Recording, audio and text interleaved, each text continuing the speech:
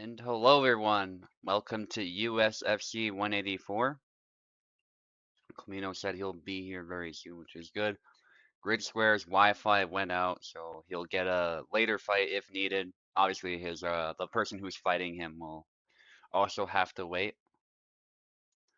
Speaking of, I'll show you guys the fight card while Camino gets ready, and I'll join the commentator booth and all the rest of it.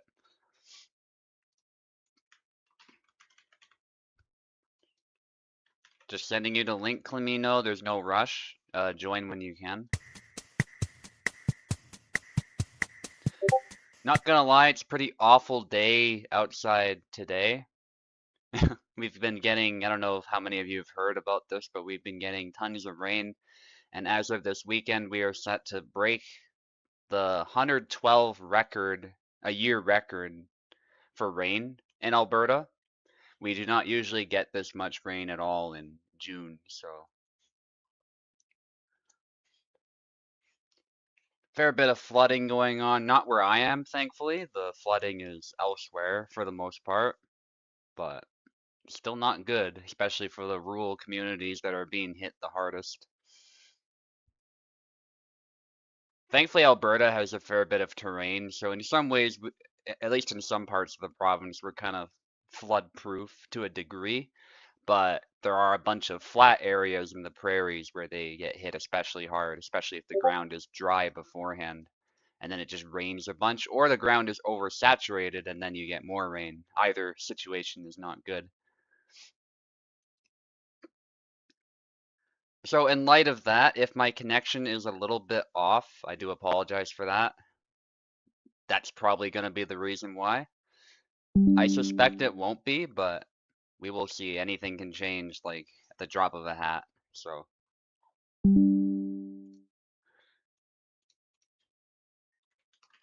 I was actually going to have somebody else host it, believe it or not, because I was going to go camping, but camping in this is just awful, so not going to happen. But there will be a USFC where I will step away. I might do the matchups and do some of the work in the background for whoever's hosting, but somebody else will have to stream it and host it. But I'll let you guys know in advance when that happens. I will not let the USFC die. Certainly not before 200. We're getting closer and closer to that milestone.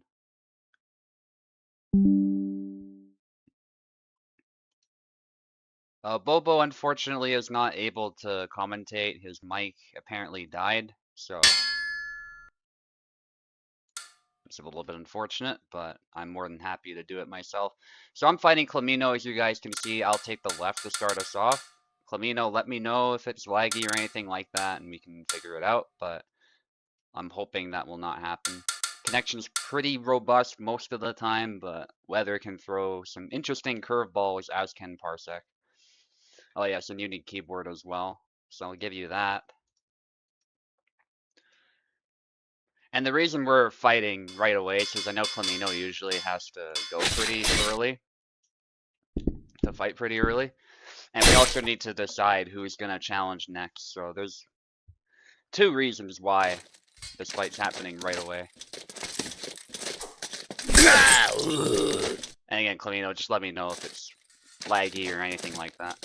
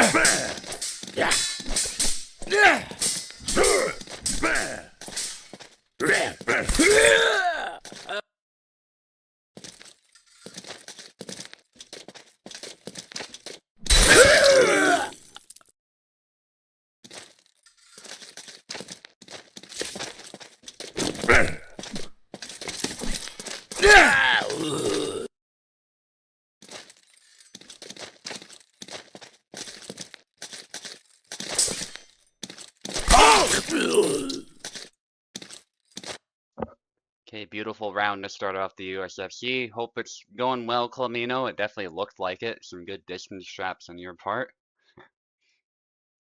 But let me know. I'll try to check on my phone.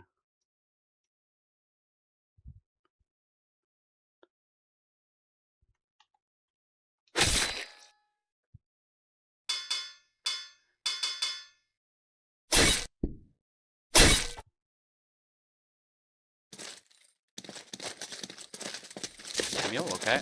Good choice.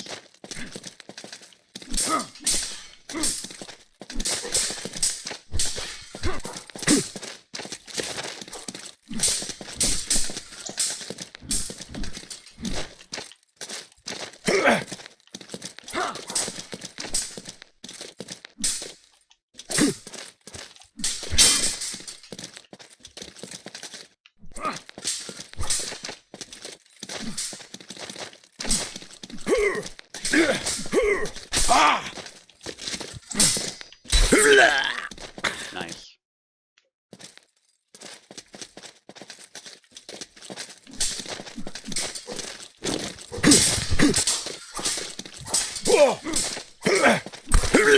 Nice, nicely done.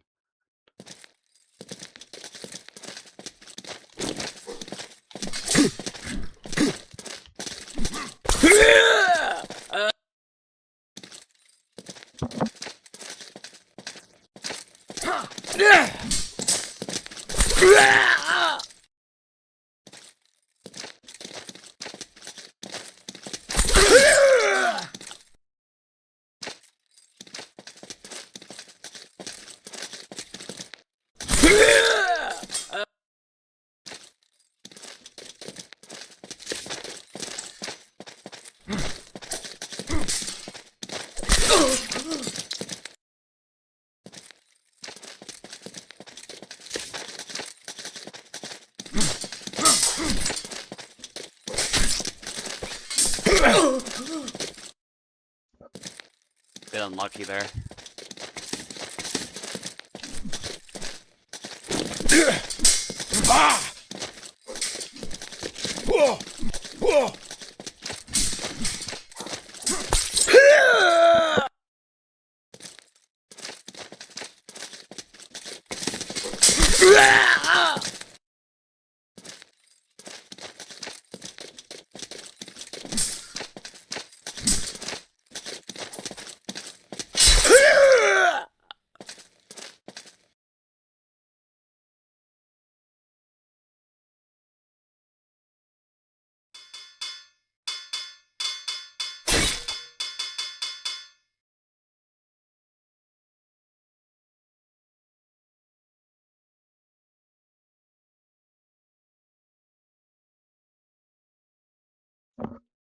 Sorry, just switching names. You can pick whoever.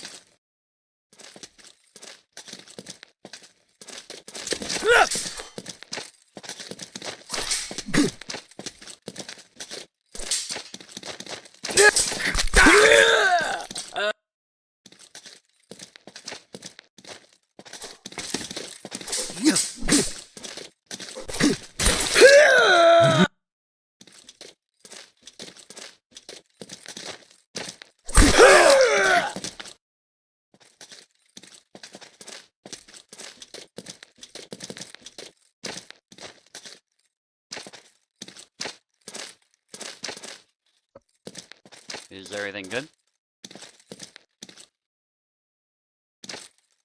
You're frozen. Okay.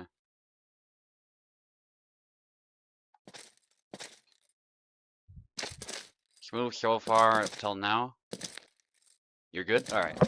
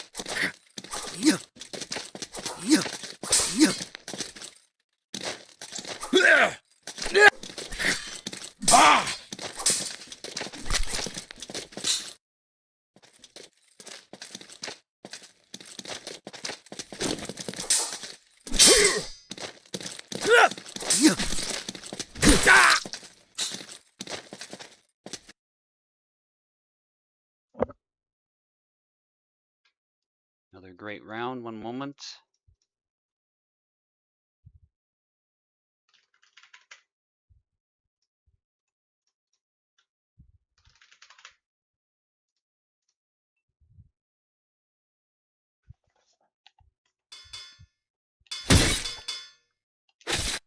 Gotta try it once. Good luck.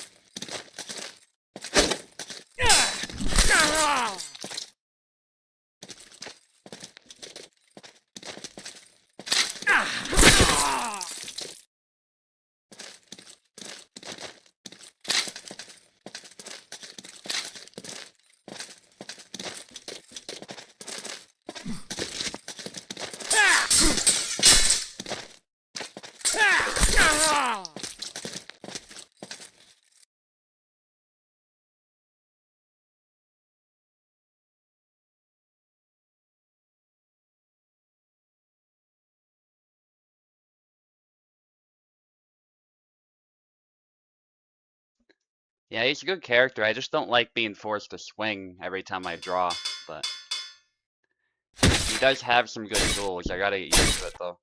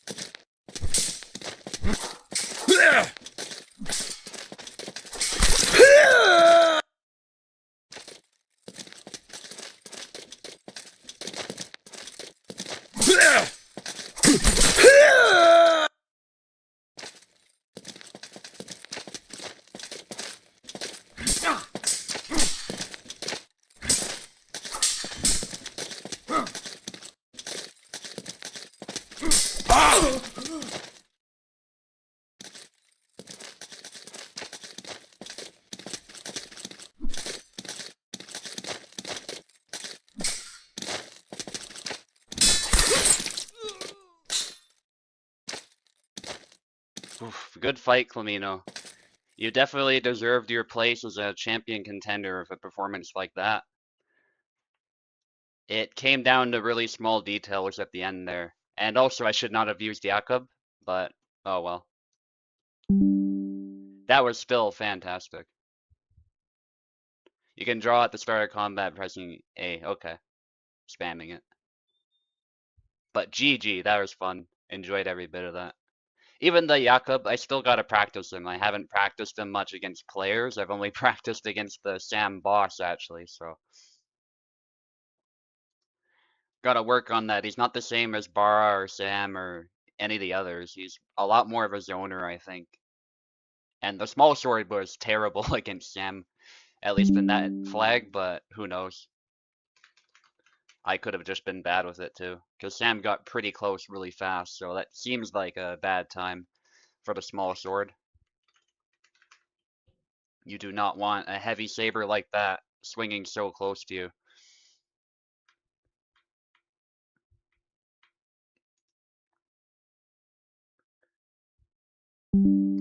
Grid square against Togoshi now, as you might have seen in the fight card.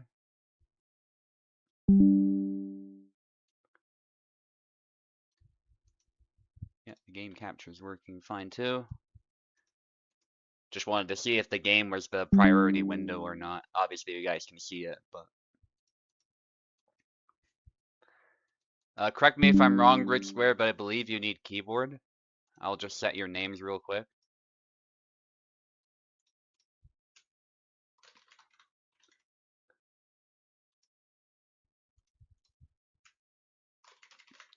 Now, these two haven't fought in the USFC, certainly, from my understanding, so...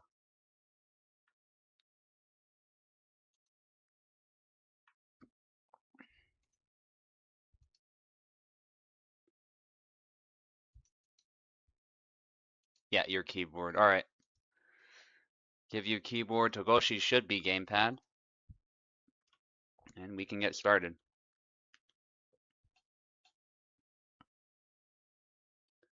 Yeah, so Grid Square left, Togoshi right, if you didn't hear.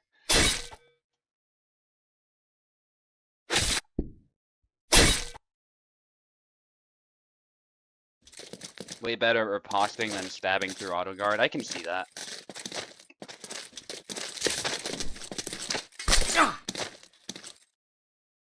And I imagine the reason why that might be is because when the blade tracks the thrust, I guess it has more mass than the small sword, so the small sword is easily knocked aside in the game. We know that's an issue rapiers have had for a while, and sometimes it still is a problem they have to deal with. It's like an inherent disadvantage, but the rapier at least has a bit more mass, so maybe it has a higher chance of blasting through anyway. Whereas a small sword, at least with the accuracy buffs rapiers have now, whereas the small sword perhaps is punished in this game by just the slightest interruption. But that was one flag. I can't really make a judgment based on one flag, so I don't really use the small sword very much, so... Yeah, walk up and riposte with whatever makes sense. Yeah, and you know, if you space yourself right with the small sword, it's not like your defense is completely worthless, so... Especially if you do it actively, it's probably a lot like...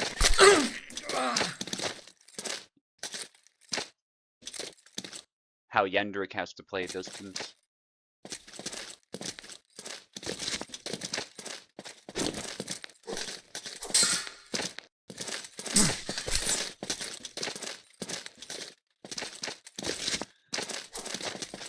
So this is Jan against Calc. A pause from Grid Square. Keep in mind, Grid Square is like from Asia, so unfortunately lag spikes are all but inevitable, but I do hope it is mostly smooth.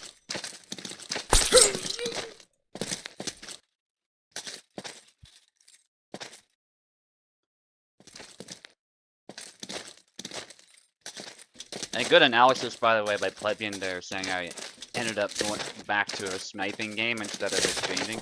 Of course, Clamino was doing a good job of forcing exchanges anyway, but my goal was to punish, in the end there especially, like any overextension he would make.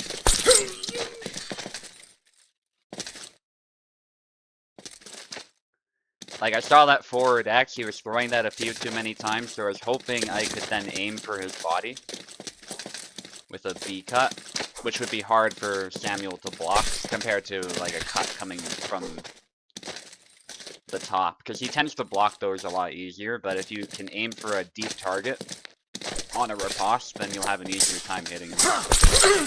A lot of YYing by Togoshi, but eventually does close the distance, which is what he wants to do with the Saber. Although Jan does play a good distance game, there is a distance where he's a bit closer to where he can hit, and Calc is maybe a bit too close and doesn't want to really be there. Like, Calc wants to be at his max range if he can help it, I would say.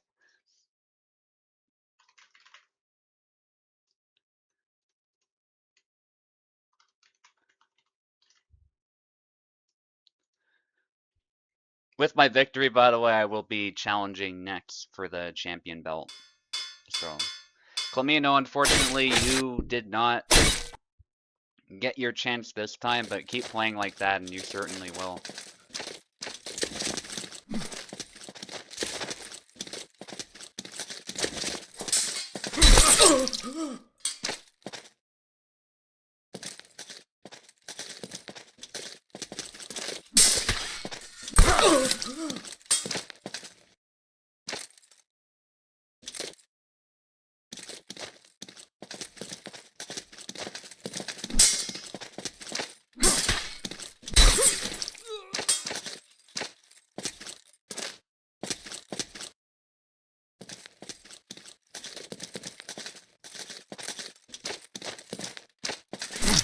Nice thrust there.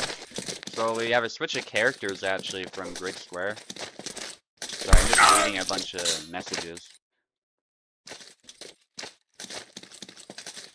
But Togoshi still seems to be ahead. He's very assertive when he sees an opening, I've noticed. Togoshi just loves to get in there and throw cuts. Sometimes when it's quote-unquote not his turn, he'll do it. And that's what throws people off, especially that YY, because he can get right through the guard. This time it does not serve him very well though. Grid Square is able to run him right through. YY. Samuel's guard against the YY is actually pretty good, thankfully for him, but it does still force him on the defensive, so Grid Square was very much behind in that whole exchange. So no surprise that Togoshi is remaining ahead. Quite a margin this time. The Sam pick just not paying off. Yeah, YY is punished. That was good by Grid Square, but not able to capitalize on that punishment and convert it into a kill. And that sidestep can be good. Actually, Clamino was using those slow sidestep combos pretty well. But you have to be so careful throwing them naked, because you are exposed for that split second where after you've whiffed it, essentially. If you don't whiff it, it's a bit better, but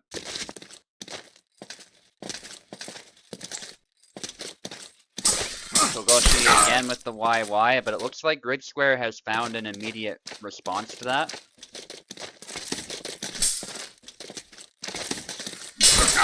Nice switch up though by Togoshi. Instead of just going forward and cutting, he actually does the delayed thrust, which is a tricky move to stop, believe it or not.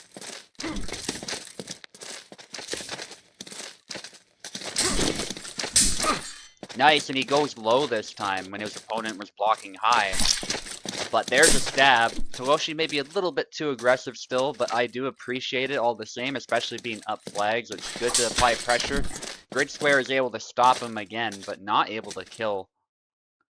And there's a bit of a lull in the fighting as they both stare at each other. I hope it's not lag. Grid Square can't move very much, so there's not much for offense he can do anymore aside from riposting. So it's on Togoshi to try and close in, and unfortunately that opportunity was wasted, as it was a double.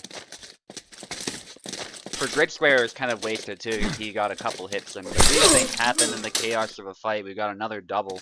Haven't seen a whole lot of doubles lately, actually. There's a stab. Grid Square starting to make a comeback.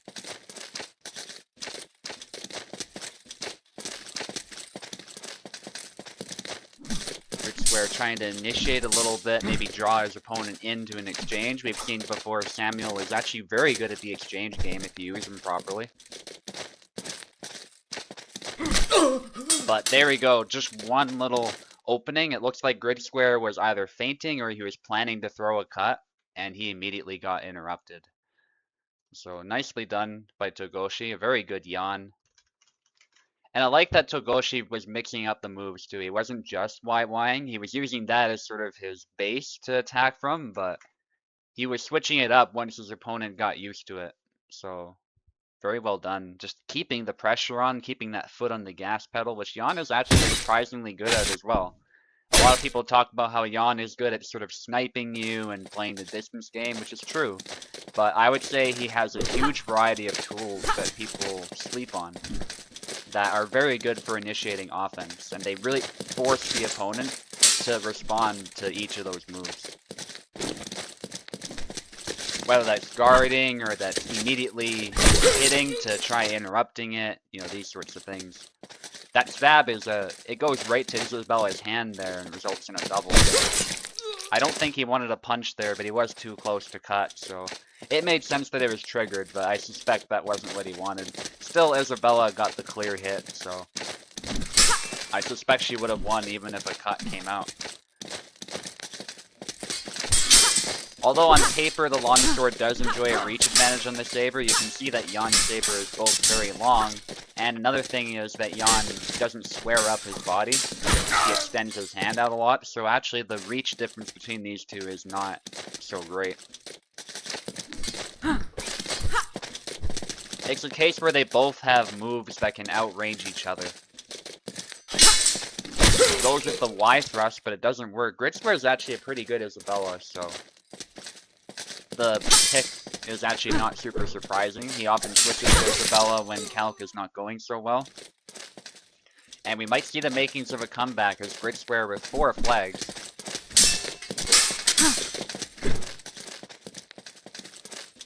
I think it's also fairly uncontroversial to say that Isabella, as a character, the way she's built, is probably very good for countering the sort of playstyle that Togoshi favors.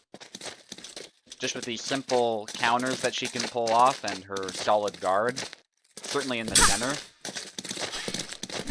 And so playing this sort of linear, aggressive game, sometimes it can work on Isabella if you can hit the head, but a lot of times a good Isabella will shut you down.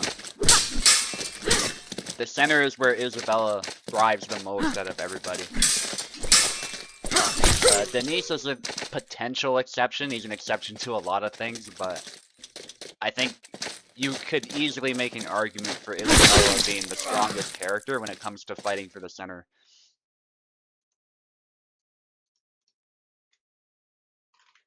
So very well done by Grid Square. A very good, intelligent, I would say, character pick. And we'll see if that pays off as Togoshi maintains a lead, of course, but he cannot afford to lose 2 more times. So will Togoshi make a switch is the question. Or will he stay with Jan? He does switch to Isabella, which I do understand why. I don't know how experienced he is with Isabella, so I can't really comment there. But matching the opponent when they're using something that's working against you is not always a bad idea. It can actually be a very good idea.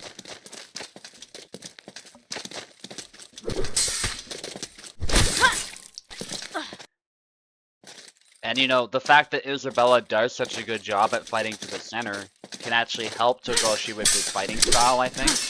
He might be able to get in Grid Square's face and make him really uncomfortable because he's got such a good guard. And so we might be surprised by how well this pays off. To hit Isabella, oftentimes you have to aim for her hands or you have to attack her flanks, especially the side of the face. Or you can obviously punish mistakes too, but very often those are the 2 major areas you're trying to hit. But Isabella has a whole ton of moves, so to actually apply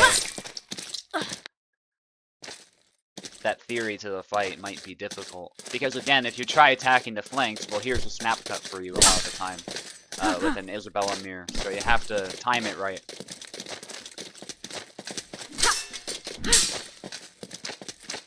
But definitely attacking towards the hand, very good idea. Good exchange between these 2, nobody's been hit yet. Ambitious cut to the leg there, but not able to land it. And they both sort of move in, but I think that's where Togoshi thrives. He does win another close exchange. Togoshi with the pommel strike, nicely done. And that's what he wants, it looks like. He wants to get in Grid Square's face and then immediately get a kill like so. And Togoshi needs 2 more. It's a lot of pressure on Grid Square now.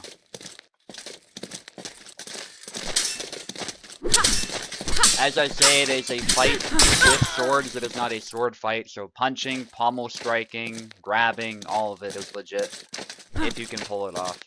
It's up to your opponent to stop it, which there are ways with Isabella. I'm not going to mention specific moves here, but there are absolutely ways that will shut down this style. But it's up to Grid Square to find it.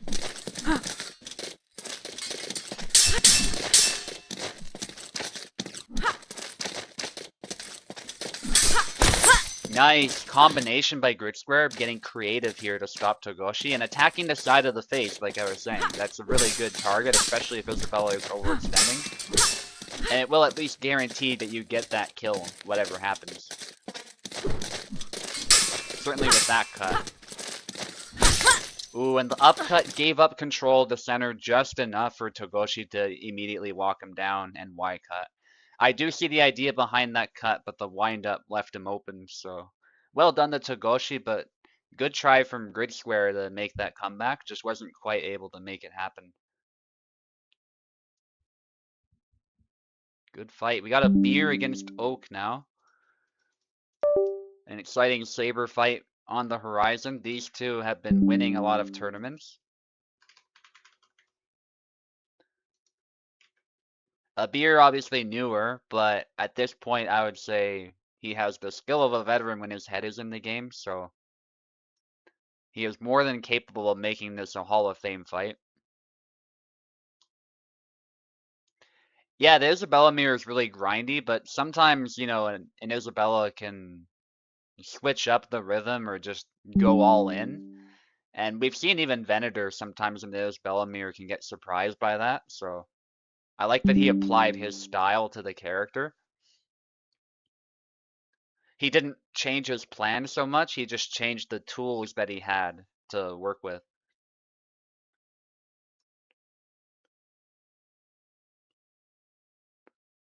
Including a good guard, by the way. The guard for the center for Isabella, very good. Allows you to walk forward a lot if your opponent doesn't know how to counter it. So, fair play.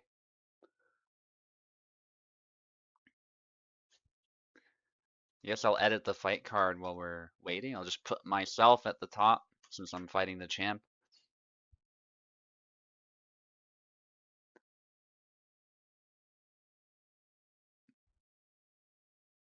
And as to who's going to win between a Beer and Oak, a Beer will be on the left, of course, and Oak will be on the right as per the card.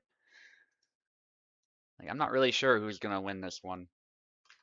I think there's a situation where Oak utterly dominates if a Beer's head is not in the game, but if it is in the game, I think it's a complete toss-up. It'll be an exciting fight, I'm sure, regardless, but Oak has a way of being really precise with Yazuk, and if you're not prepared for it, the flags can suddenly accumulate for him really quickly.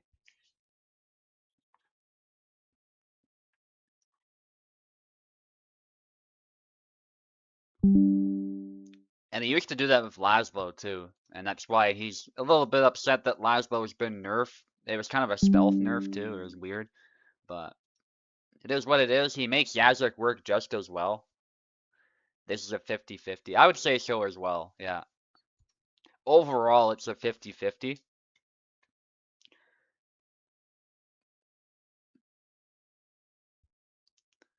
It's sort of the new blood, high-speed pressure gameplay that a Beer brings versus the precision that Oak brings.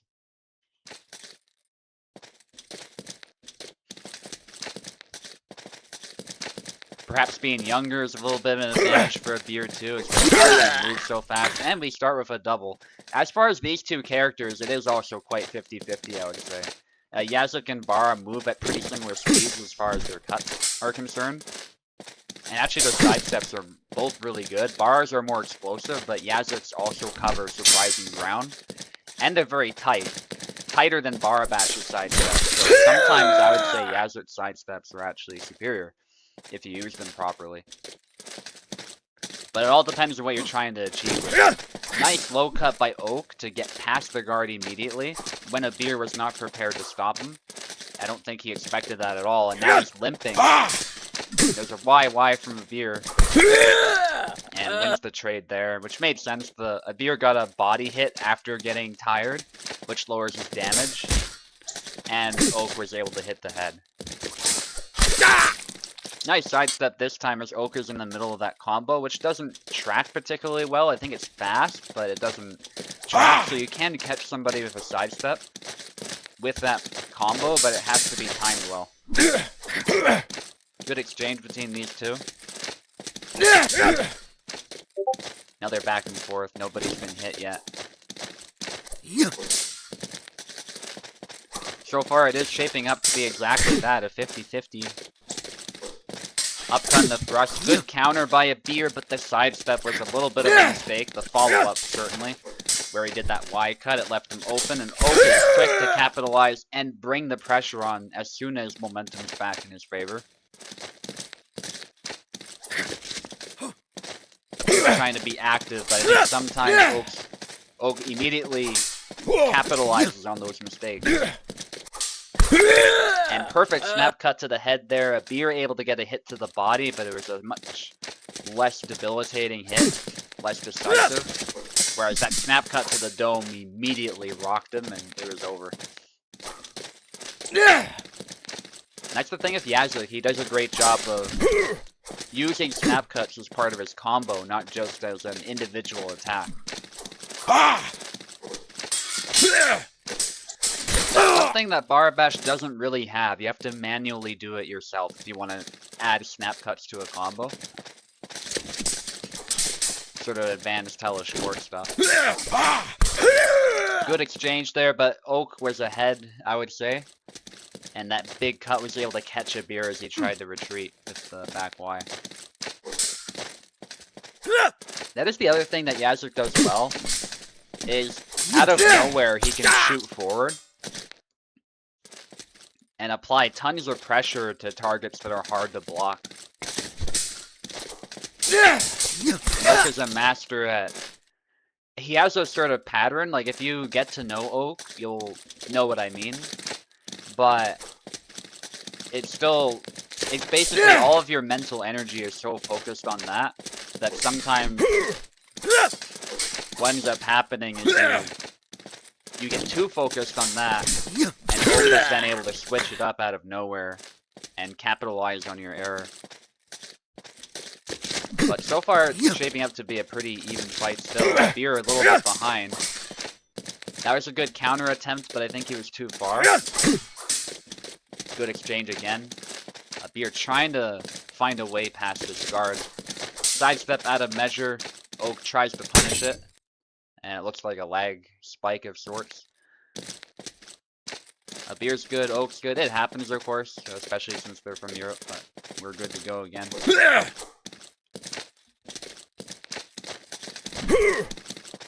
Going for the leg, going for a sidestep. Abir, but you can see that Oak is taking more and more of the arena, despite the fact that Abir is staying alive. So I would say Oak is ahead so far. And there we go. The pressure is a little bit too much for Abir as he throws a wide cut and gets punished.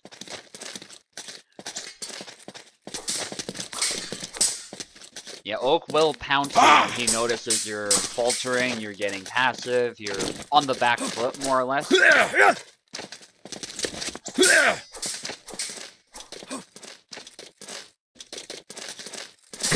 And it's not that Abir's trying to be passive, of course, it's quite the opposite. It's that Oak is exerting tons of pressure on him, but he's able to come back alive a little bit, and Abir does get a flag. That's what I mean when I say being passive can be a weakness. If you're behind the whole time, it doesn't matter if you're defending all the cuts. It means you are behind the entire fight. And that means your opponent's controlling what's happening. And is the one essentially presenting all the threats. So at some point, if all you do is defend, you're gonna slip up and get hit. Especially against active fighters like these two.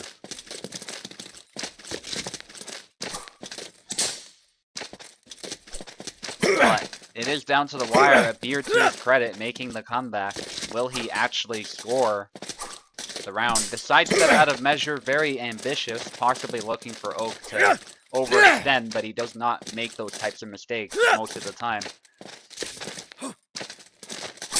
The chop is a good choice to sort of test the waters a little bit.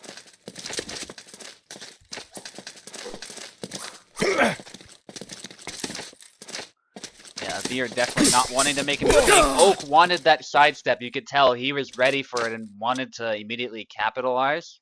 But Abir was able to recover surprisingly fast and get the win for this round. But congrats to both. Very close fight so far. Definitely not disappointing. I picked these two to fight for a reason. These two, whenever they fight, it's a fantastic match.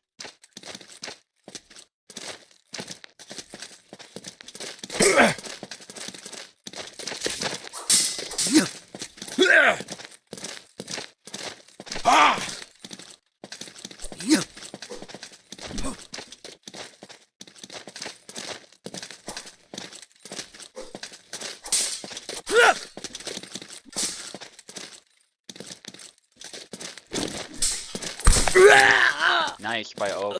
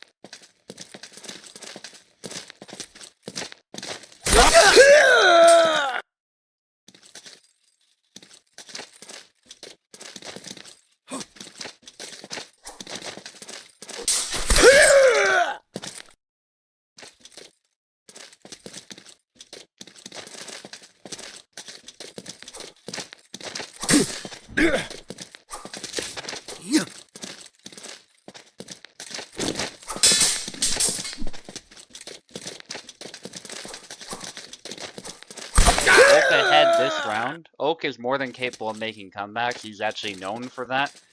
An opponent can even be ahead by literally 6 flags and still Oak can find a way to make a comeback. And it looks like he's chosen the next round to sort of reset.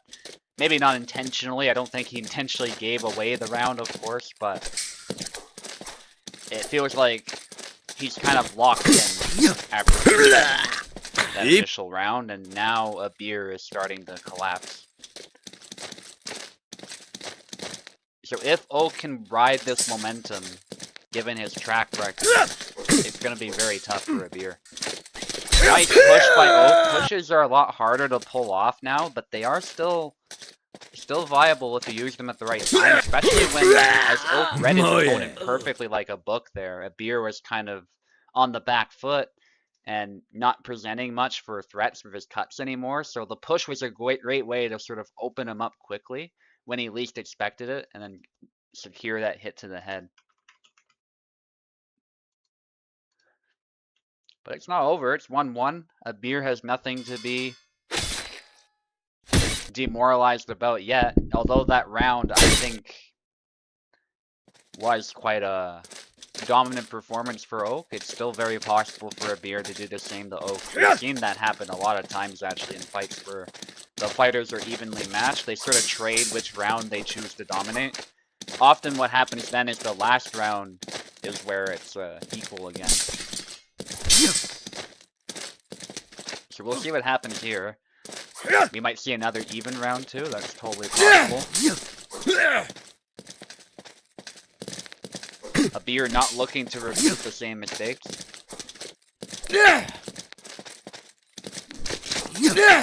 No worries about the wait, by the way, Abir. We didn't have to wait that long.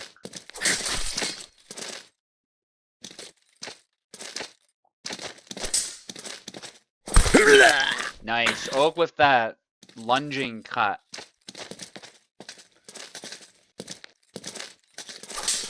Which is slow, but you can use that off of a parry or to punish a whiff, and it hits like a truck, that particular cut. So you definitely have to use it at the correct time. You can't throw it constantly, but Ooh, Oak tried it there, but this time Barra was too fast, but used correctly, that cut is actually amazing.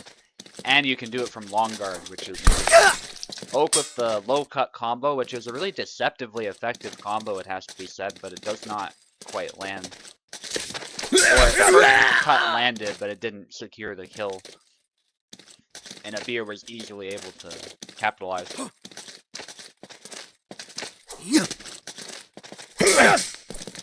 Oak switching legs there. Going to snipe Abir here, but Abir does not allow it.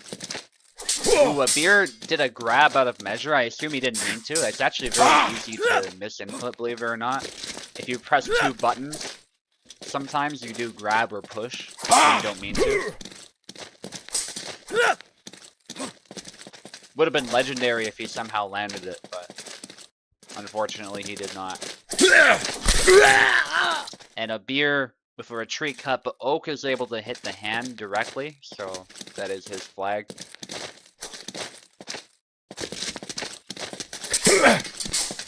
Ooh, Oak on the defensive, that YY, when it works, is crazy good, but when it does not work, it is... it leaves you very exposed, but this time Abir is able to capitalize on that. Ooh, Oak wanted to punish that whiff, but Abir punched him and then landed a hit. That was cool. Very cinematic moment in this fight. And we're actually seeing this round, it's evening up, so Oak was able to get the... Alright, somebody's pinging me a bunch. Oh, okay. Sorry about that, guys. Some other Discord. I got a bunch of pings from a bot. It'll be dealt with by the mods over there.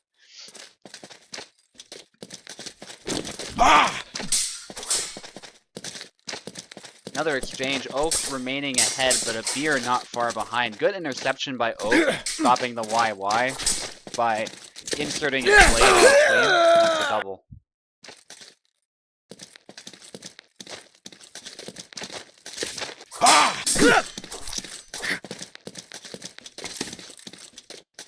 By the way, I was considering doing a chess tournament on Sunday. I might post about that later today. So if you're interested, I'll post the details of how to join, and we can give that a try as well. The interest levels have varied a lot with those events, so that's why I've been kind of discouraged from hosting them, but if we get enough people, I'd be more than happy to give it a go.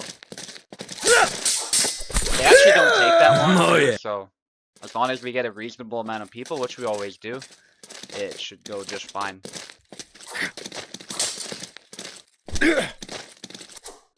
Oak remaining ahead, although this contest remains quite equal, and Abir is more than capable of making a comeback like this and winning again.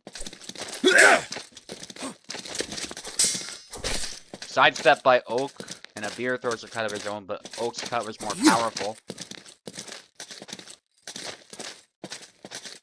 And Abir looking visibly tired after having been hit.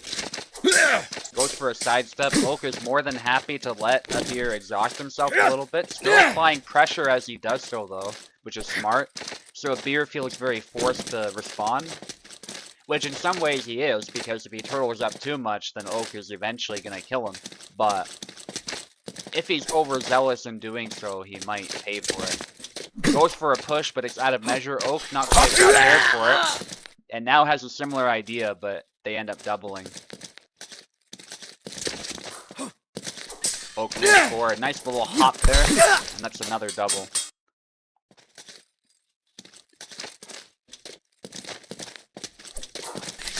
Ooh, Abir with the B and the A. That's actually great in this matchup. But Oak is able to deliver a much more decisive blow. The A cut naturally is not super powerful for Barra, but it does get some chip damage in there. So Oak did a great job of responding to that with a much more powerful cut, which Abir had to block. Very good active defense by Oak instead of just parrying, which eventually, as you can see, if the opponent finds the correct move, it will not work forever. And Abir is overzealous there with the YYs, and Oak is able to beat him to the punch. But I get what he was going for there. He was trying to quickly win a flag back and close up the score, but not quite able to do so. And so Oak needs one more. Beer's still in it though. He's only one behind. If he wins another, it's anybody's game. But at this point, he must do that. There is no other way out of this. He has to win 2 times in a row.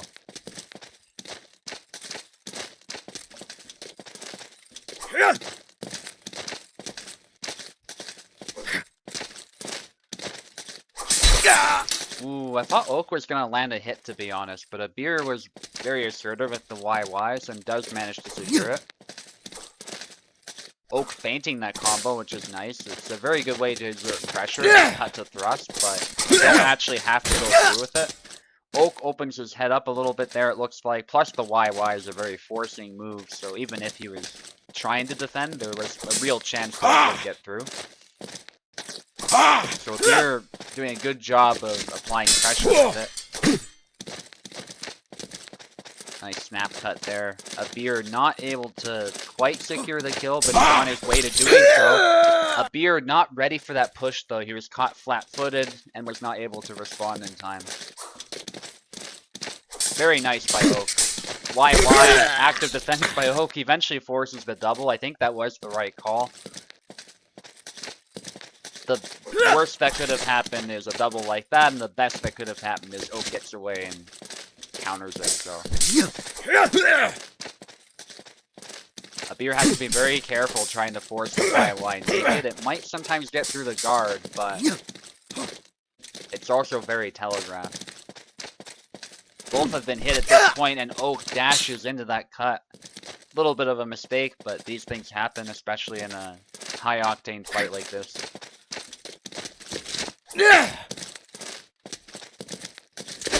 Abir with a feint there, but Oak immediately calls him out. Very telegraph feint, especially if the magic dust. It's not that it's always a bad move, there's a time and a place for it, but Oak was ready for it here. Very good preemptive attack, I would say. I don't even think he was reacting to it per se, I think he was just sort of reading the fight and inserting an attack of his own at the right moment. In advance. But Abir ahead in that exchange and naturally does win it in the end. Oak is not able to defend in time.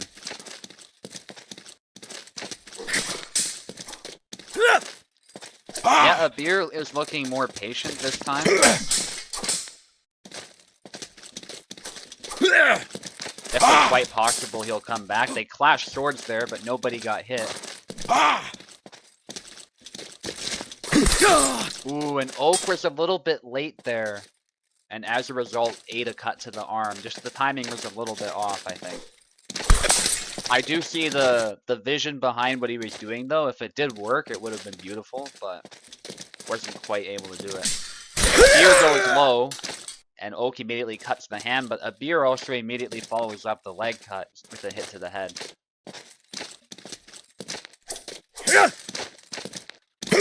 Abir trying to go low. Oak somehow not landing anything. I'm not sure what happened there. I thought it would be a double, personally, but is what it is. There's a double. And it's looking pretty good for Abir. He does not want to waste this opportunity to ride the momentum to the next round. If he lets Oak make a comeback, even if he wins, he might be a little unsettled by that.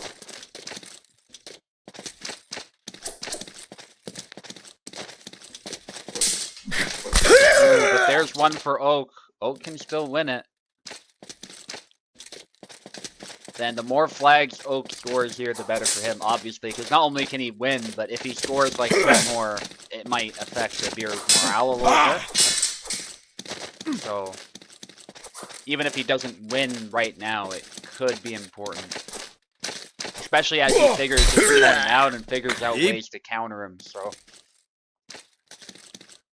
Pressure on Abir to stay in the match, that's how important this flag is here.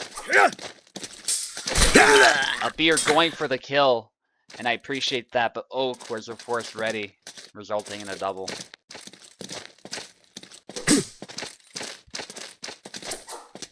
Feinting there by both of them. Beer feints the chop again. Good exchange. As they both go for cuts. The chop again, they clash swords. Nobody's been hit though. Nice clean exchanges. Love to see it. Snap cut combo by both of them actually. Beer does one of his own. Although it's a manual combo because of the snap cuts there. Ooh, and Oak with another one. Nicely done. Oak needs one more to secure the win.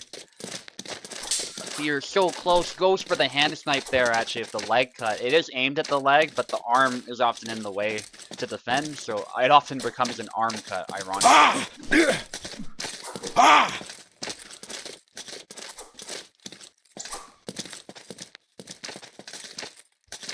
Yeah, so this is not where Beer particularly wants to be, I think it's fair to say.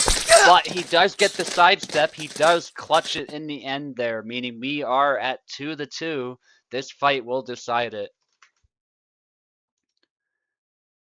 Beautiful sidestep by Beer. I apparently cannot spell Oakenlich for some reason. I am being pinged some more. What is going on?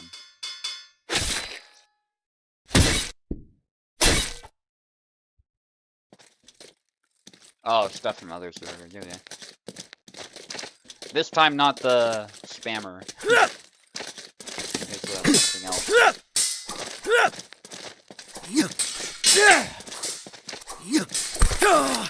Ooh, nice hit by Beer.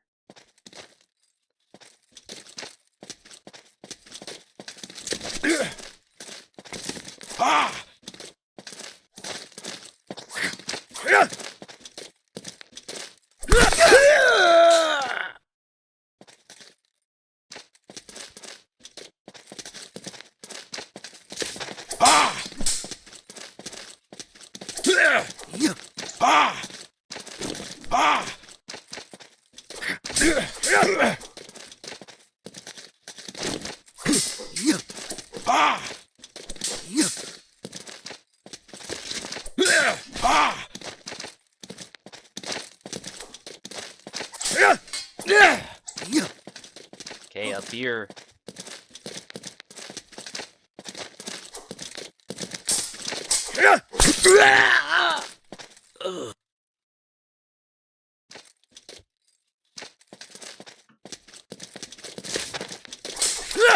Nice interruption by Oak. And Oak is ahead by 1, but Beer still making it a fight. It is by no means decided here. Good pressure by Beer, creative there to hit towards the leg and hit the arm as a result. Upcut. Because his opponent went to block, so the arm was in the way. Peculiar in that way, that move, but it's a nice pressure tool, but quite telegraphed, so if your opponent's prepared to punish it, it's certainly quite punishable. There's actually a way I have in mind that Oak could immediately punish that, but I'm not gonna state it. Squatting cut there, very creative by Beer again to hit the leg. Interestingly, that one's more likely to hit the leg properly. And Oak goes in with a 2-piece combo, Beer only able to get a hit of his own end.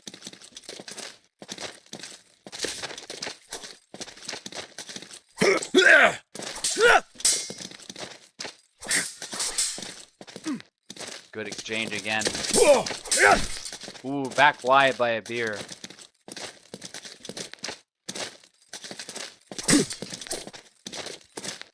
Feints there. Nice sidestep, but Oak is quick on the response there to hit him again.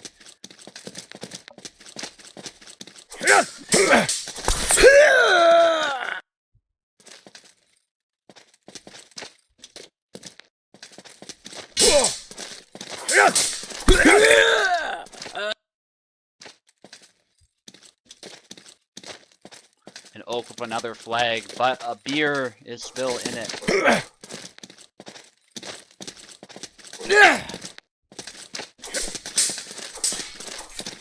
Ooh, nice hit by Oak. This could be huge, especially being ahead in flags. And Abir's stamina is reduced, so in a prolonged exchange, Oak has an objective advantage as Abir's damage and his full stamina pool have been reduced, as has his guard. And there we go, Oak is able to get a hit of his own, and it is definitely in Oak's favor at this point, but I would not rule out a comeback from Abir. Abir, if the sidestep throws it naked there, which is risky, but does not get hit. Great follow-up by Abir, faking the sidestep this time, and the B-cut trades favorably. That looked like it might have been a double, but it was Abir's. Abir's hit was a little bit more powerful. And if Abir tightens up, still could be a very close round. And even his victory, I would not rule that out at this point. Abir needs to keep fighting. And he is doing just that, the B cut. If that snap cut had hit the head, I do think it would have been Oaks, but Abir was able to get a good hit of his own in, thankfully for him. And Oak really wants to end this soon, but he might be throwing it away a little bit in his attempt. Upcut there, if that hit the arm and Abir overextended, that would have been bad. So very good preemptive move there by Oak that Abir did not fall for. Feints by both of them. Abir feinting the sidestep. He knows he doesn't want to just keep throwing the sidestep randomly. He wants to time it. He wants to threaten it, but not throw it all the time. There's a double. Oak is quick on the draw with that combo to secure the hit.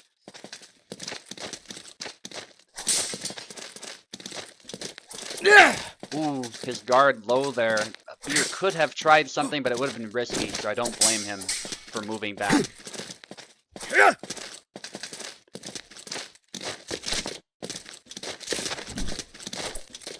Ooh, both trying to hit each other's hands, but nothing burger for both of them. Chop. Not able to hit. Oak also looking for that hit.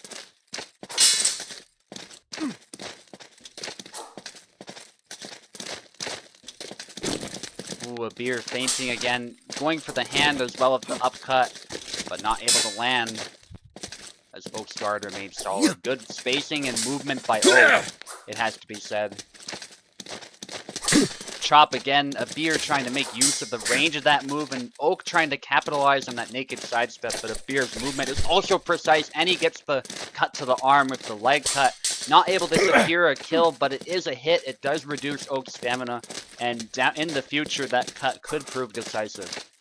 But Abir needs to secure a lethal blow. Oak with a long-range cut, and Abir is able to upcut as well. And this is, what can I say? This is down to the last flag. What more can you ask for? Ooh, both go for upcuts, and it looks like Abir feinted it, which might have been smart there. That could have been bad. Snap cut, good pressure by Oak. Again, Oak exerting pressure. Abir expending a bit too much stamina, it looks like, both from being hit and from having his blade being hit, and from throwing too many attacks, but he does recover just fine as he has not taken a hit yet. Upcut into A-cut, nice way to force a hit there. And this chip damage once more could prove decisive, especially in a trade. But we will see, all it takes is one good hit from Oak, and that advantage can immediately evaporate. Feinting the sidestep, very intense between these two. Chop, Oak going in, possibly threatening a push, but it ends up being a double.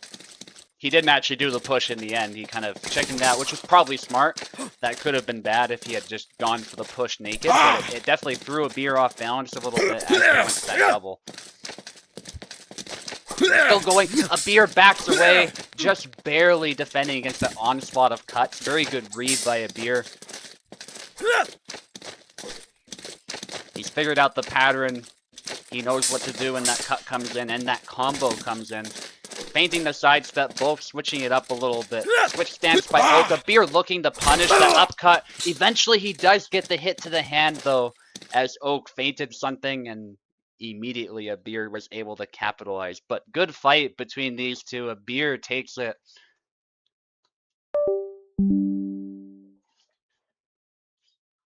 Excellent from both fighters. Dauntless against Tota now. Tota's new, but I suspect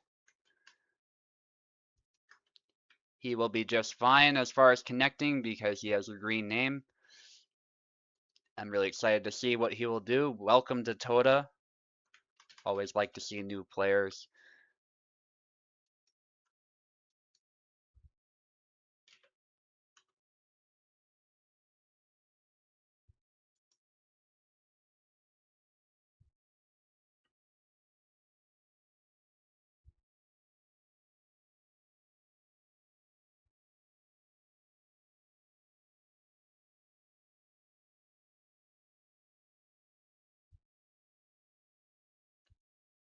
Okay, hopefully Dauntless and Tota are available. Dauntless, you're on the left. You can see the fight card, by the way, if you look at the pinned messages, but that's fine. It's not immediately available, but you are on the left for your information.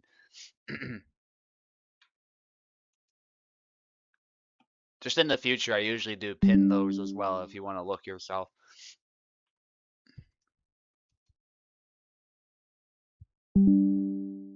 I'll also let you know when the fight happens too.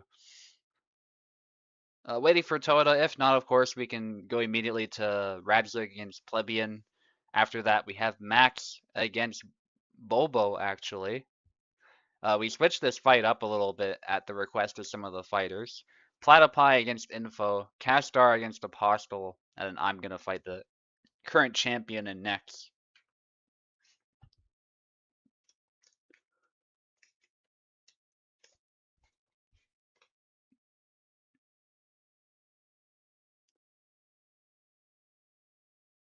I think I saw Toto in the chat earlier. Not the YouTube chat, I don't think, but Discord, so hopefully Toto is around.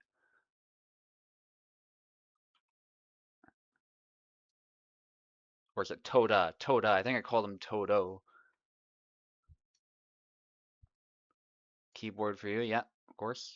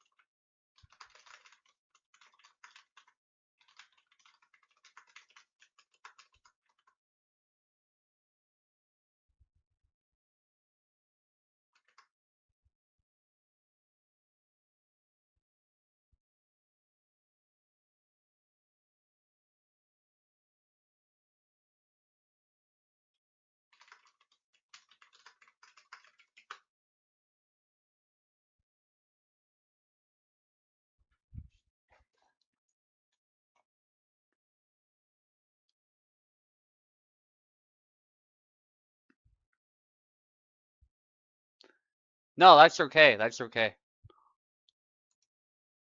Dauntless. I'm more than happy to just tell you as well. But if there is confusion for some reason and I haven't said anything, which happens sometimes, you know, that's a place you can look. I don't think, ping people in order. Maybe I do, just subconsciously, but I don't do it on purpose. So I know some people ping in order, but I don't. I just sort of ping.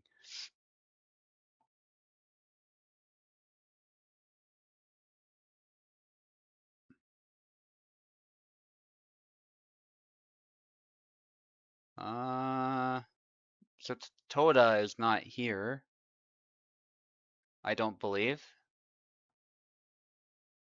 So we're gonna skip this fight for now, if that's okay with Dauntless. We can get you somebody else if needed, but for now we'll go to Radzig against Plebeian, I think.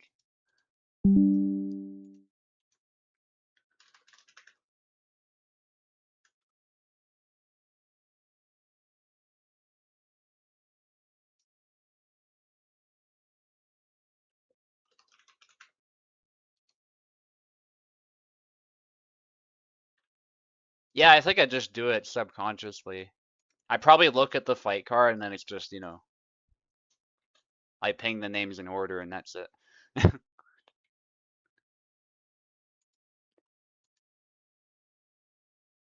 Yeah, sorry, Dauntless. If you need a fight very soon, though, we can always grab somebody either from the fight card or, you know.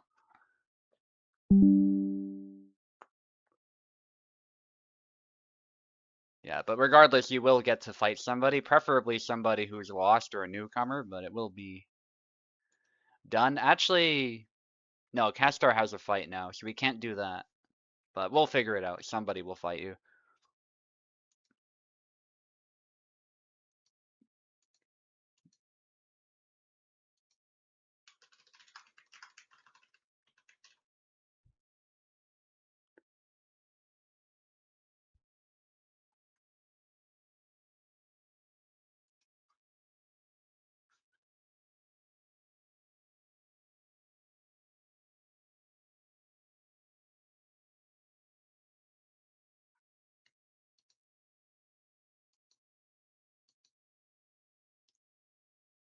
Bonk with the full push, yeah. Which is a weapon you can use in Half Sword, by the way. That pretty much that exact type of axe head is in the game. Because believe it or not, the Fokosh axe head has been around for a very long time. So it actually was around in the 15th century, and I think even earlier too.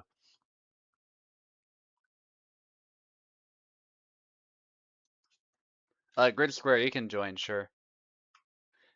Max, I'm gonna let Grid Square commentate, if that's cool.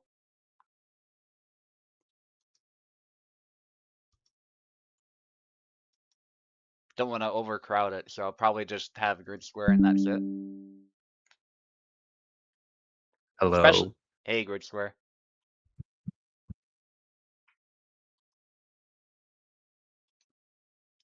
Alright, I'll let you in the Parsec as well. Alright, Plebeian's opponent has not replied just yet. We can always have Dauntless and Plebeian fight as well, if needed, since they're both here.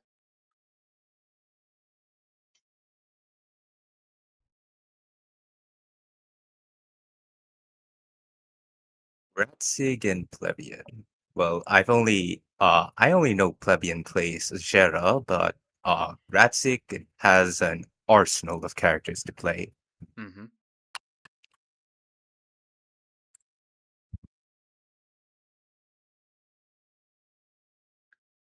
Yeah, I'll give them a minute or so, and if not, we'll just have Dauntless fight Plebeian. Sick from sleep deprivation. Yeah, that's something people forget actually, is when you're sleep deprived, your immune system is not what it should be.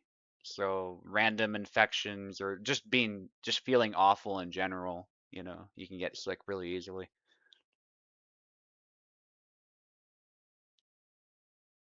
Nausea wave. Yeah, I don't envy you. Not sure what.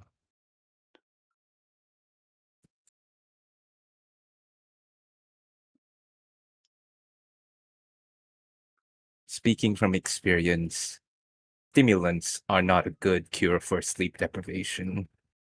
No. They're at best a band-aid solution, if that. Arguably, they're not even that long term, but yeah.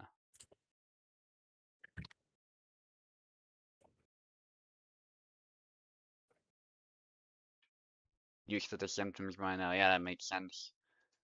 Your body has a way of adapting, even if it's not in an ideal circumstance. You can still function.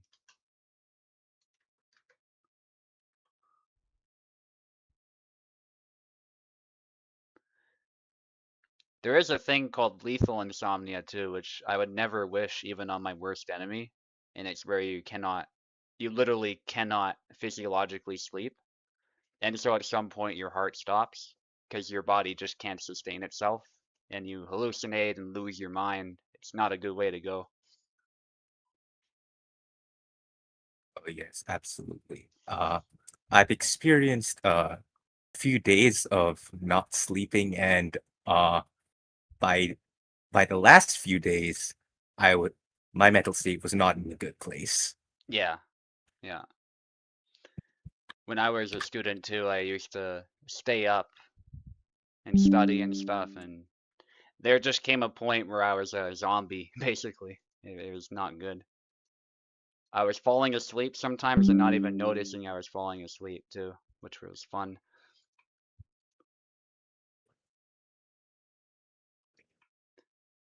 Like people would tell me I fell asleep and I'd be like, huh, I've been awake this whole time. What are you talking about? Dauntless, I'll keep you on the left side, and plebeian, you'll be on the right.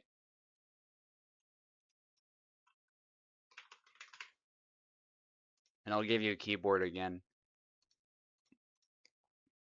So let me edit the fight card as well.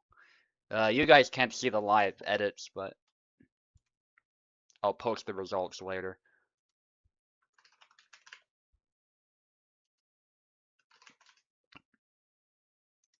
Here we go.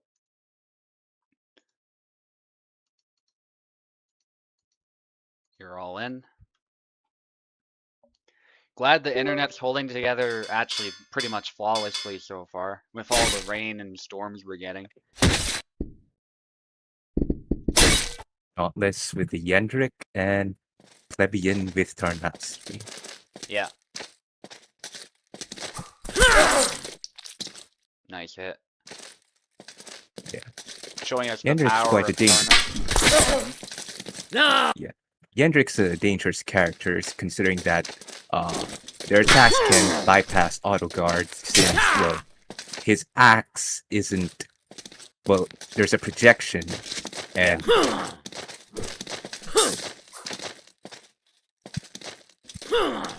A bunch of the mass is towards the end as well, which helps, I imagine, and a lot of the interactions when you're trying to guard, so that's the other thing it has going for it.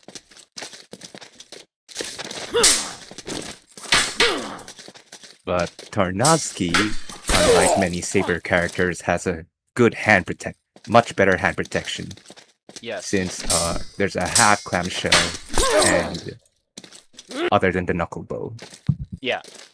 Yeah, 100%. And he tucks his hand away a lot of the time too, for his guards and stance switches. So I often find his hand is actually a tough target to hit. His arm's a little bit easier, of course, and his head's hittable, but sometimes you end up hitting his like upper arm, his shoulder, or his body. Have more HP, so it's a lot harder to kill him sometimes. Yeah, plebeian fling into Tarnatsuki's stance, closing in fast and not letting Yendrick play at range. Yeah.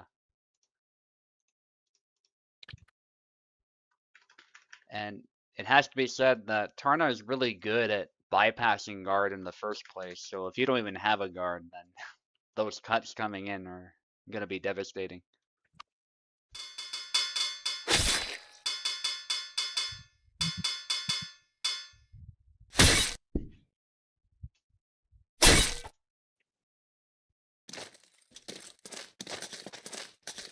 Let's see. Yeah, Nice. the small wound, the start, greatly was a factor in first class. Good stab to the body there. Yes.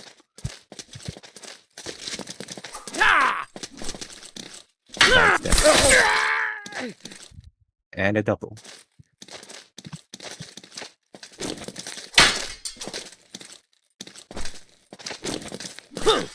Oh yeah, info or was it Max? I don't know which one, but one of them suggested stick drinks.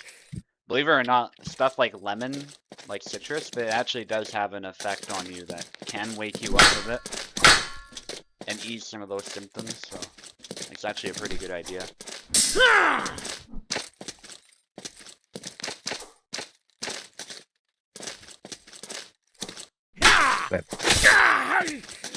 Nice.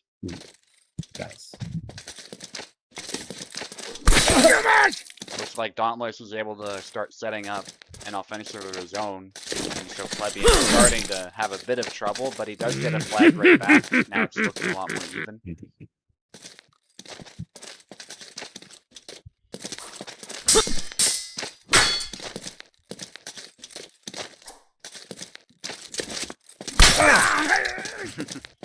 It almost looked like he threw the sword at him there. Nice double. Yeah.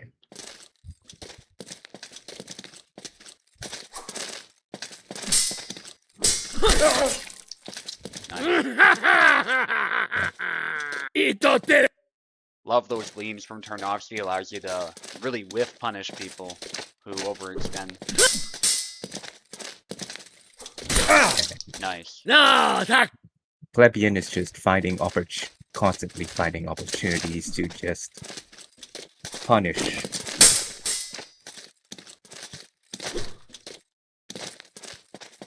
Yeah, absolutely. He knows that it's better to not be there when Yendrik is swinging at you, and it just so happens that Tarna is particularly good, I think, at reaching far after a parry from you, so... Yeah, nicely done again. Active defense spell by Dauntless, perfect.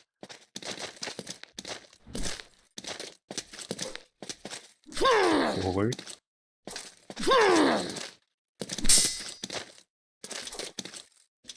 Feints by both of them. Plebeian staying in left foot forward because, well, Tarna has longer range and he... Yeah. And the advantage of the defense and right foot forward is very much diminished in this matchup. Nice.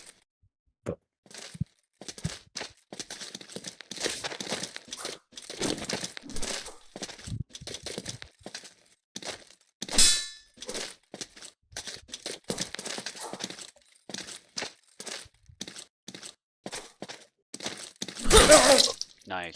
Closer And match. Plebeian takes this flag. Yeah. One more needed for Plebeian to win this one, and Radzik just got back, apparently was falling asleep as well. You will have to wait, I'm afraid, because your opponent, your new opponent, is not around. But we'll get you somebody to fight, since you're here and the other guy isn't.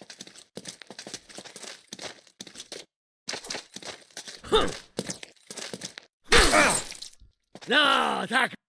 And Plebeian takes first flag.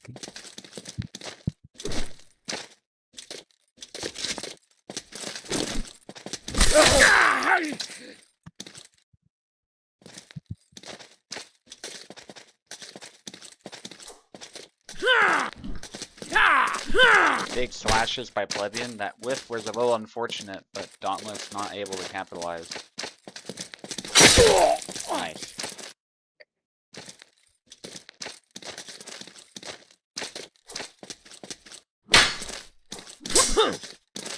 Tarna's hand protection saving him from that hand snipe,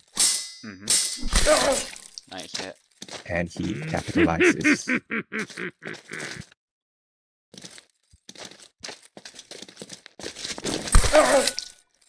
A dash and forward cut, Yeah. just countering Yendrik's forward dash. Yeah. Nice hit. Not able to follow it up, but a good try.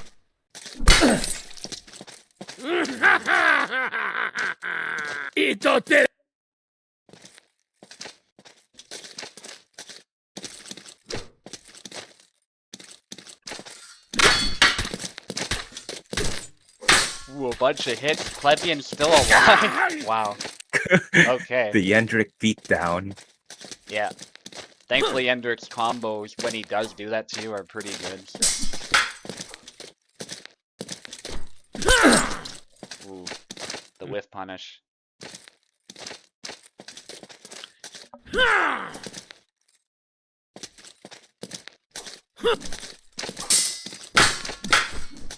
Dauntless trying to make some offense happen, but a little too far for those moves. They get tied up. Plebeian gets it though.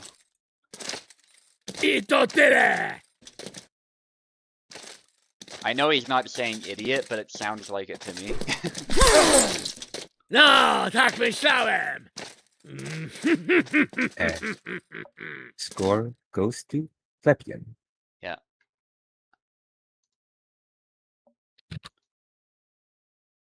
Okay, Dota is still not here. So we will go to Max against Bobo if we can. We'll do a similar thing to last time if one of them's not here and get ready to go fight.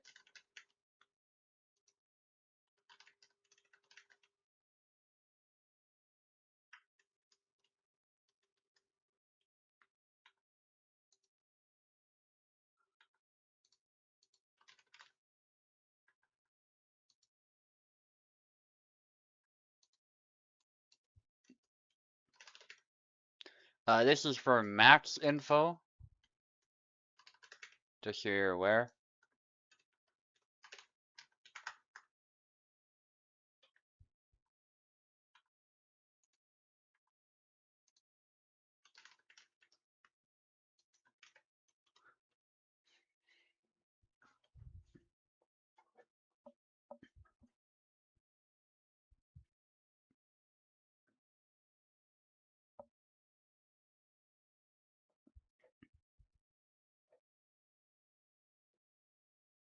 Alright, let's see.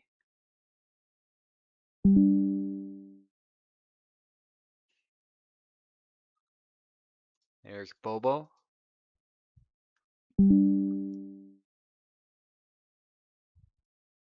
Event's going really smoothly so far.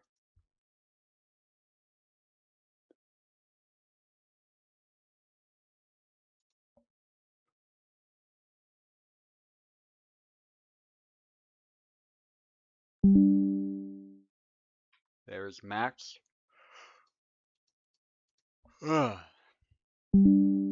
Okay, I'm gonna head off for just a little bit, but I'll make sure the fighters can actually play first. So Max will be on the left, and Bobo will be on the right.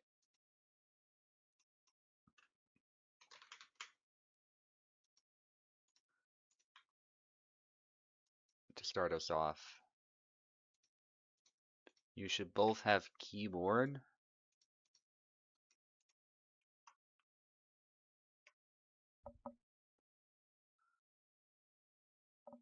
A lot of people falling asleep. Or just being tired in general.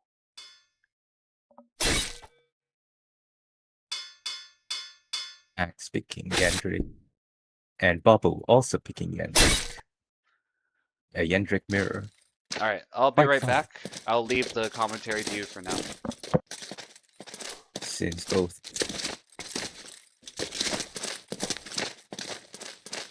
it's the battle of who attacks first and attacks best.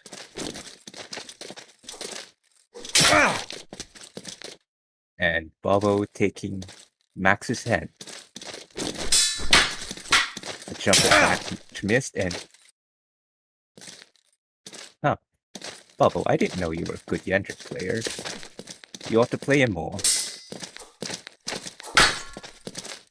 Ooh, but Max tagging Bobo's leg and Hey! and he takes this flag.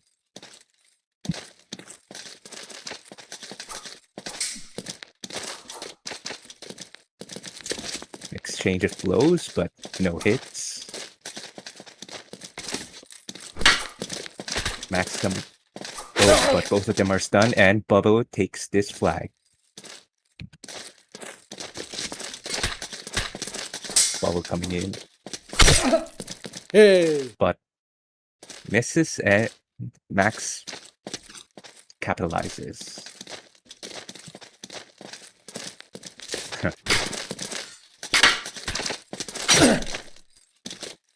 Max coming in with a Yendrick beatdown.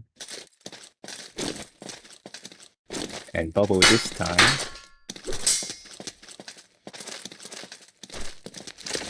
Bubble using the high guard, and his high guard attack takes his head.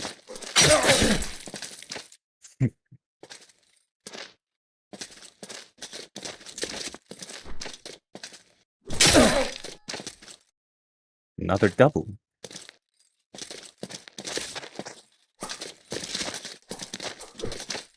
Bubble attempting that dash attack. and he hits Max well after in the middle of his after the dash cooldown. Bubble taking another flag from Max.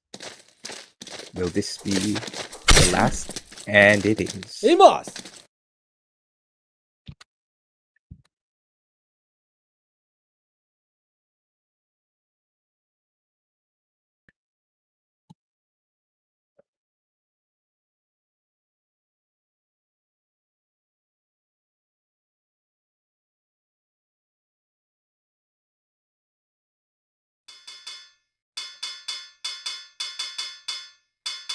Bubble with this step. Oh, the Jeremiah. Hmm.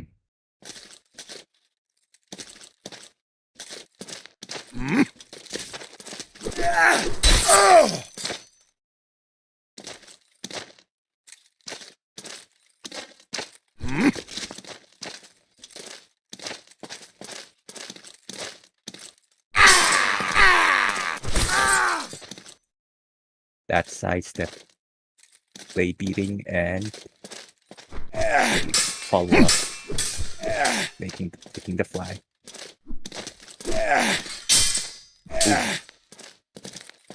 Ooh. Interesting.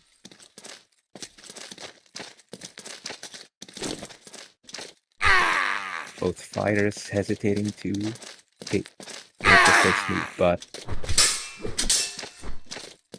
an exchange of blows that leads up to an exchange of thrusts, in which Bubble, let's see.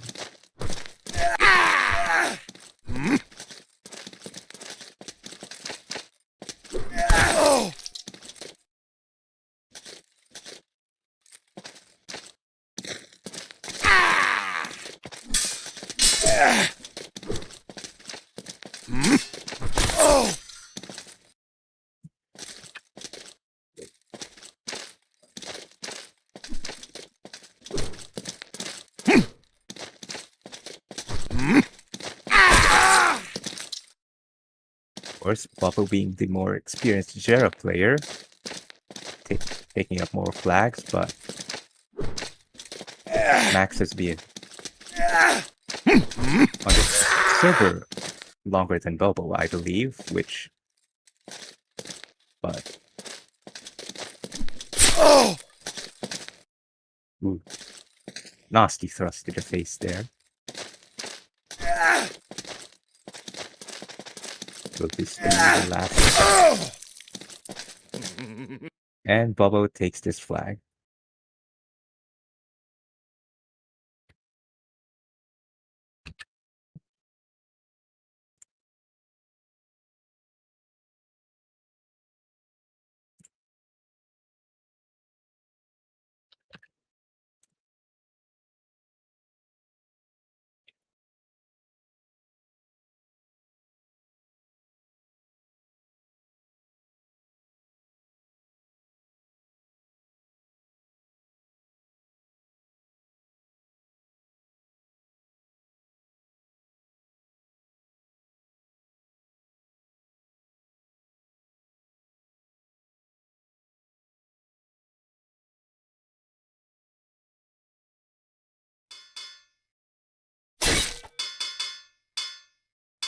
Both of them agreeing to a Sam mirror, in which case Sam having Sam be his main, and Bubble, well, I haven't seen Bubble play Sam, but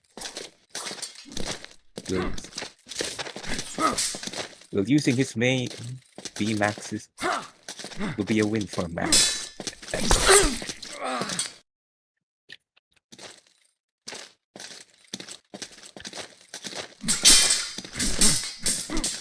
Max taking first flag. And a double.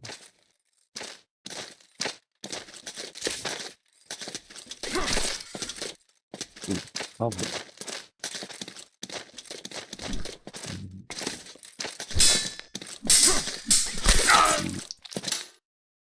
Exchange, parry repose exchange in which Bubble wins. Alright, I'm back. Looks Okay. like, 2-1. yeah, looks Uh, like Bobo's been winning so far. yes. Yeah. I believe, yeah, Bubba won the last 3 matches. Yeah. The first of which was a Yendrick mirror. Second was a Jera mirror. Yeah.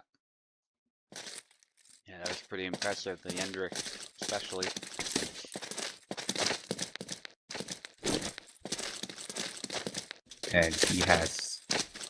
And he's currently 3-1 against Max's Sam. Mhm.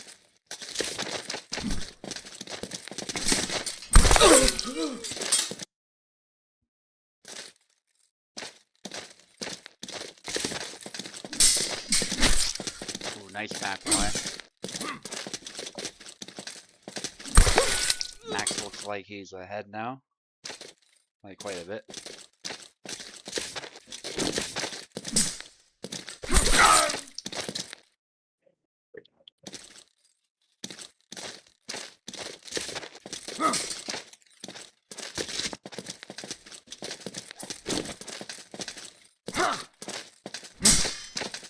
Nice thrust attempt there, not able to land it though. Nice.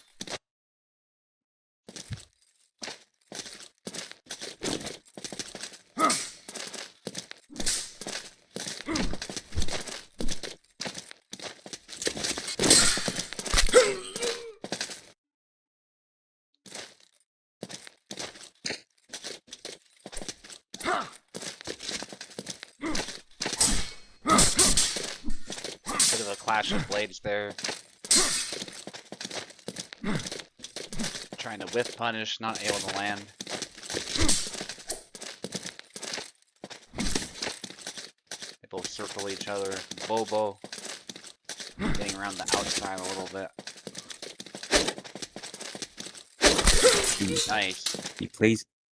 Bubba plays Sam very non-linearly, Mhm. like his Shera.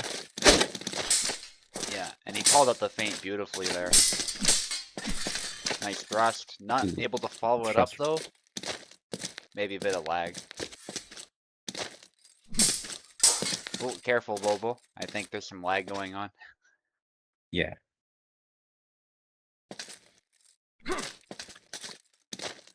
At least for Max there is, or something's happening.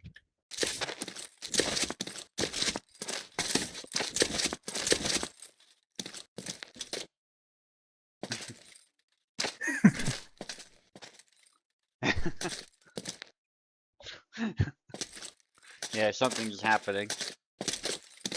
I don't know Bubble what yet putting for him- info. Yeah.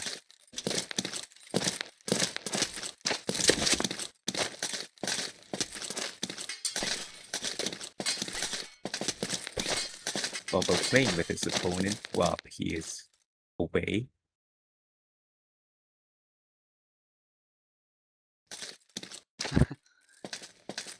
Alright, he's ready now. Bobo a bit honorable, giving some space back. Good on him. That's a double.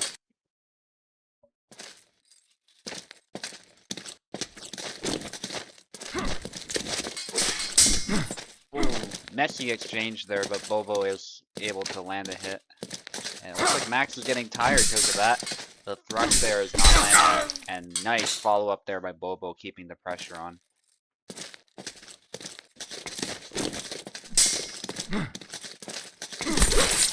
Nice. Nice. One more needed for Bobo. I like how he's applying a lot of pressure, especially after the lead. And there it is. Horizontal cut to the hand. Bubba takes this match 3-0. Yeah.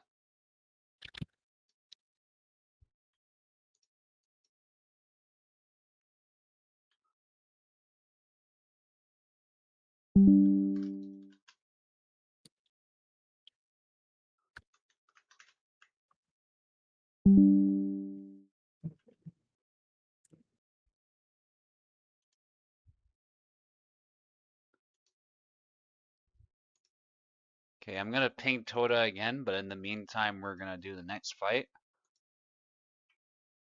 So, Platypi against info. So Max, if you could stay in the parsec, it looks like he's left.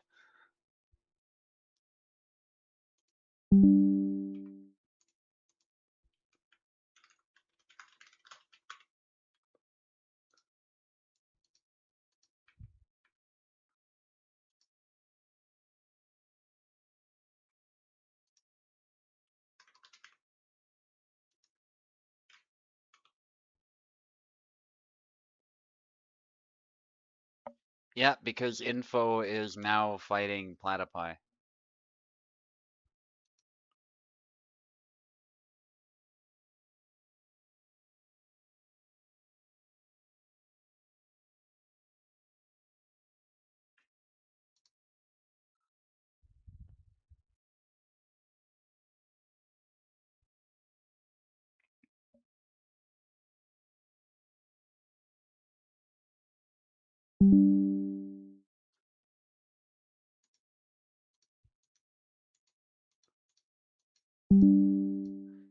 Okay, Platypi on the left, info on the right.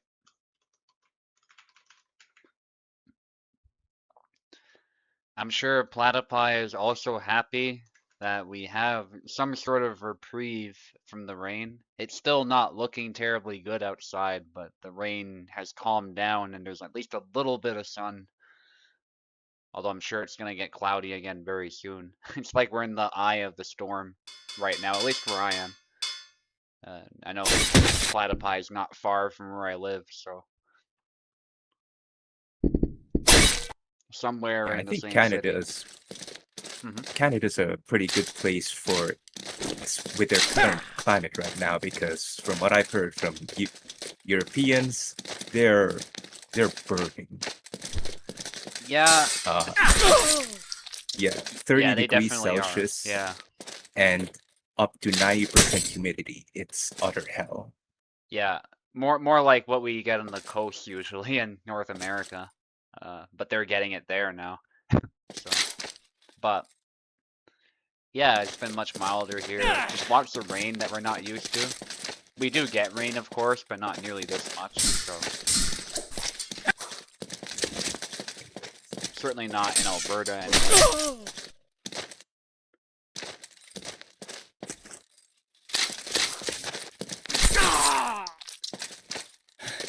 Było blisko.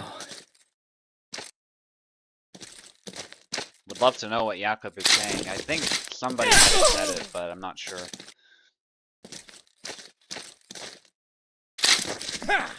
I do hope, by the way, 'cause I did send Kubel feedback about the weapon switching and stuff, and allowing us to use a small sword. He hasn't taken any action yet, but he has at least acknowledged it, so we'll see what happens with that.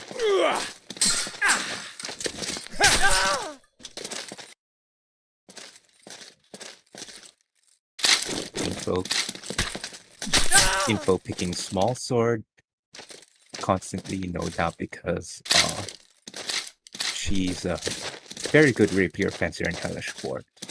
Yeah. Yeah, I'm not surprised the small sword is something she's taken a liking to. Platypi started using it too.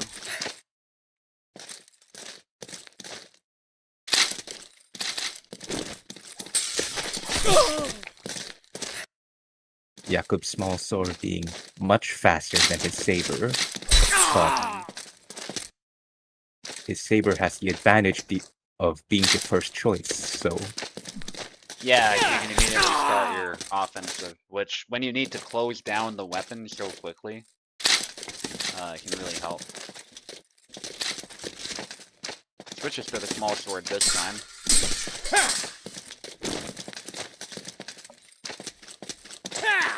Inquartada, they both stab each other. Retreat attacks there. Tries to lunge in, gets hit in the armpit though. Ooh, counter unlucky. tempo. Yeah. Yeah.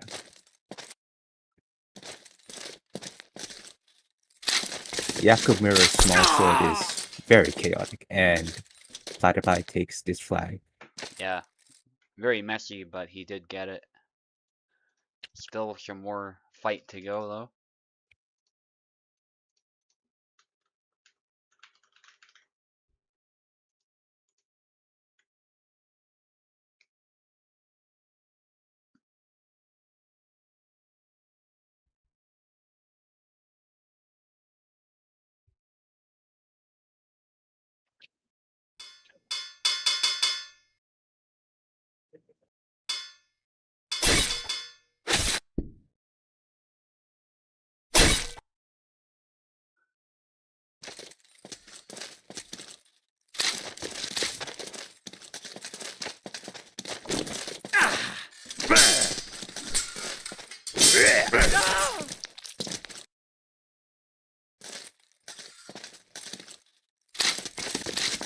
Nice, so Platypi has gone with Gideon, which is an interesting matchup against the small sword.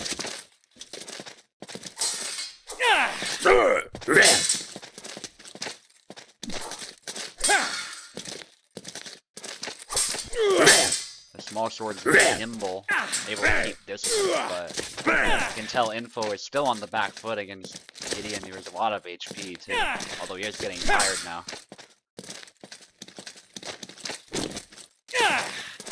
Didn't Perfect capitalize, sidestep. and Yeah. Gideon just cuts Jakub's hand.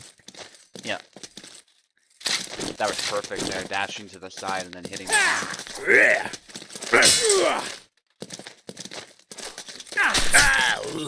Nice.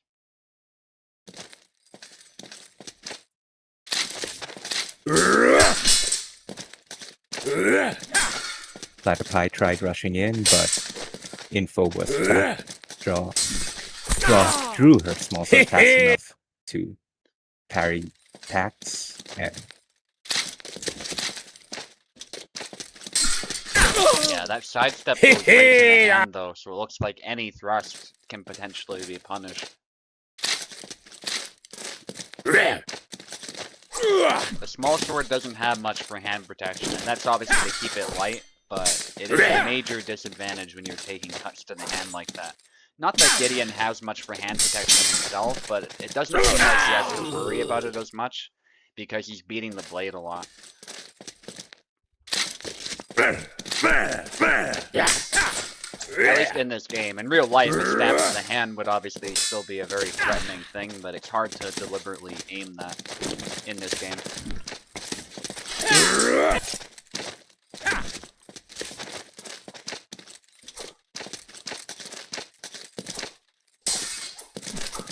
Ooh, nice retreat thrust, getting tired again. With the damage, but the sidestep almost lands. Again. yeah, Jakub's small sword thrusts aren't very accurate compared to rapier thrusts in a game. Hopefully Quart will change that. Yeah, I did send feedback about that as well, so I hope he'll look at it. Oh, wow. Sidestep.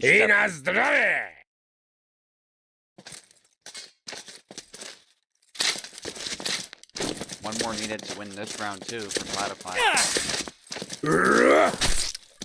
There's a hit, but no kill. That's a hit on, but it's on the Dominion's arm.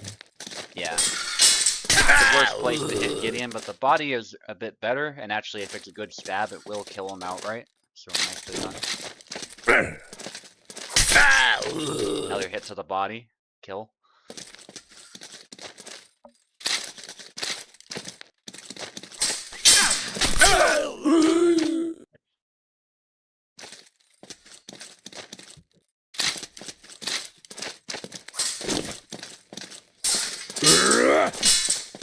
Good distance control there by Info. Stay a little bit safe, but eventually the combo is punished.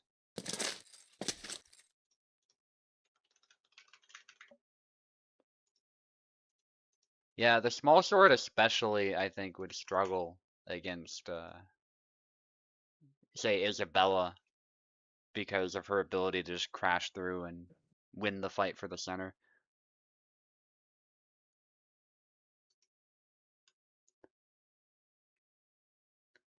Okay, this could be the last round if Info is not able to come back. Gideon still selected. Looks like that went a lot better, so no surprise. I dare say Gideon might be a counter actually to the small sword because of his cutting angles.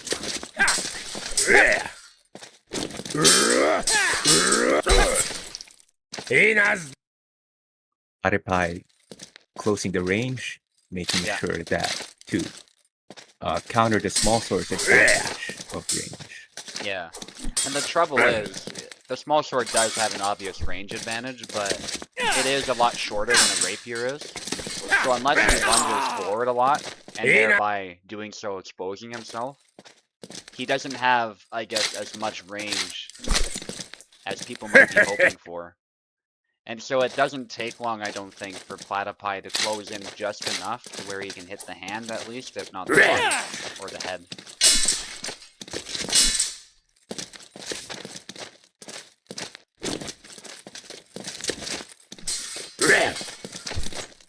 Ooh. Bunch of hits to the arm, but no kill yet. Nice plays there by Info, but still not able to close it out. Triangle attack. Nice. Ew.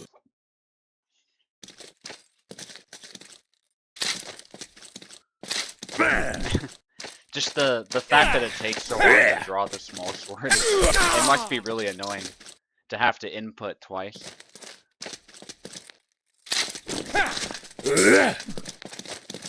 Info sticking with Saber as well.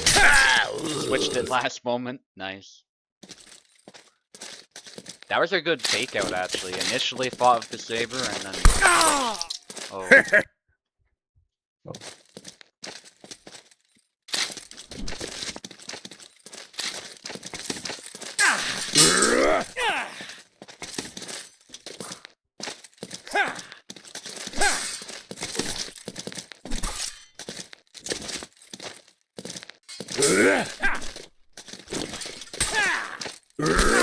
Yeah, Just no getting surprise. tired, and Gideon Yeah. takes advantage.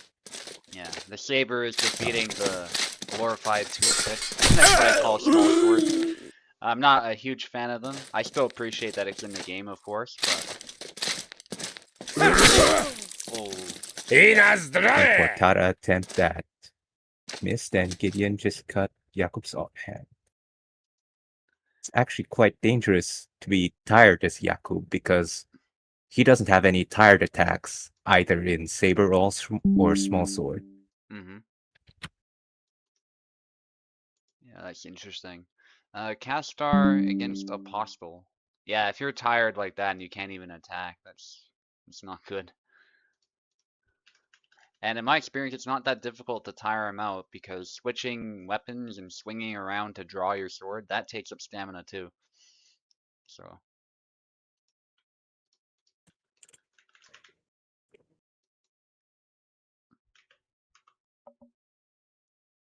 Dauntless hang on too, because if somebody doesn't show up for this next fight, that being Castar against Apostle, you might be able to fight right now as well.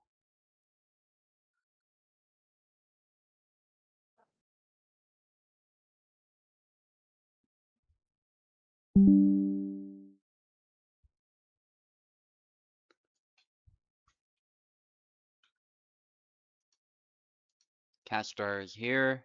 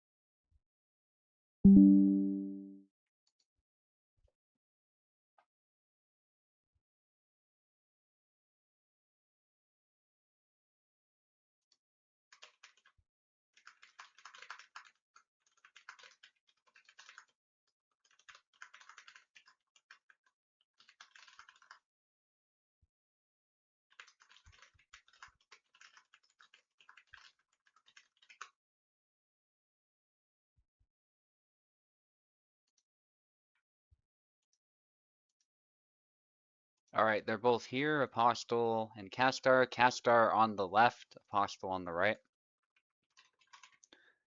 After that, we'll try to get Dauntless to fight, which shouldn't be a problem.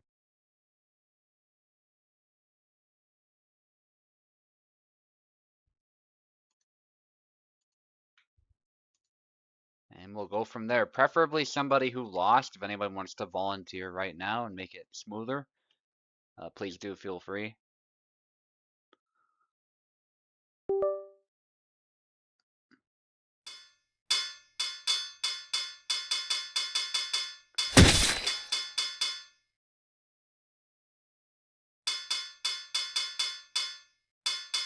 Grid Square, you could totally fight as well since you lost, but it's up to you.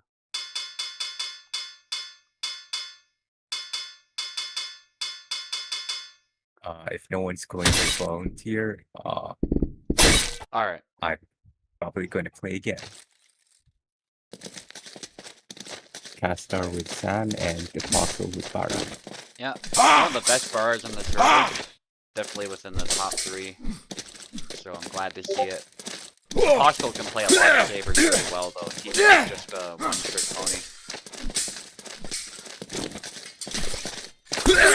Oh, nice. A grab attempt that was punished.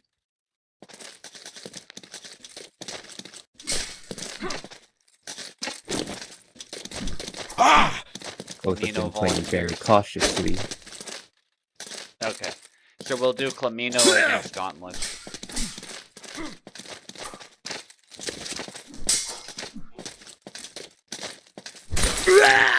I see what you're doing, Clamino. You want that win streak. You want to get it back going again, but that's fine. It's totally legit. You've been reset, so since you lost the fight, you will get a chance to fight again.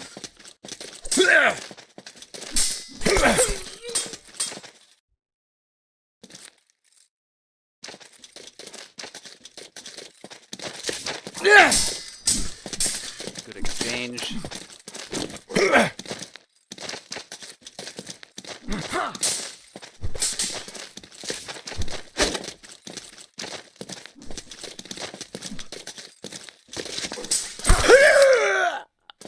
Sidestep.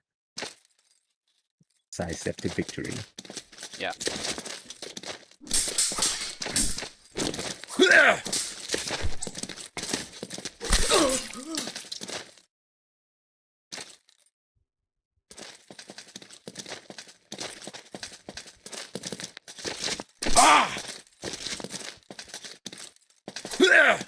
Or sorry, Dauntless fought. I'm thinking of Radzig, I think.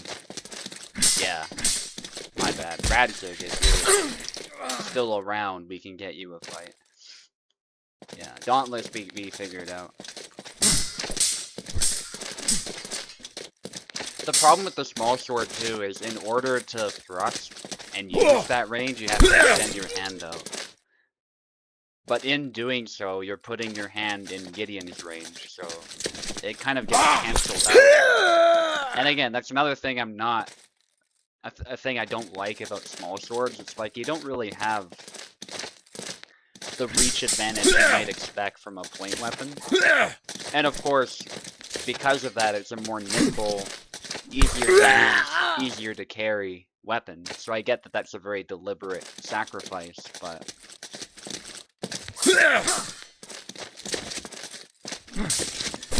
I don't know. If I had to use a point weapon, I'd rather a rapier. If it must be a sword anyway. If we're talking like weapons in general, obviously the spear or the partisan.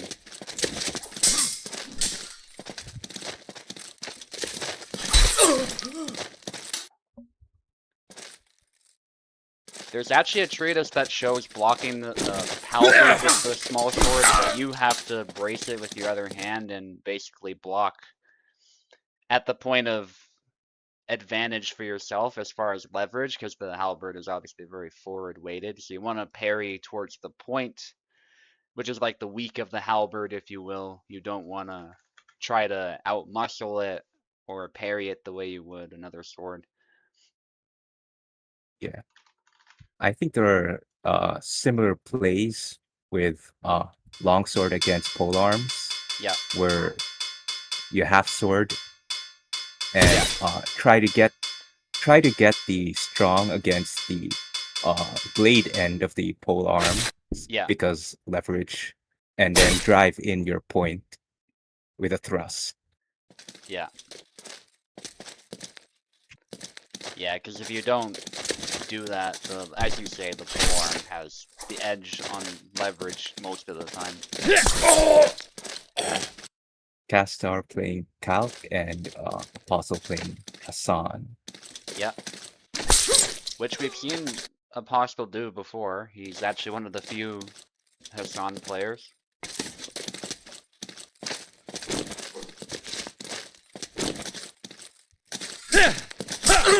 Nice sidestep. Apostle actually, he's really surprised me with Hassan sometimes. And in a good way, of course. He's really skilled.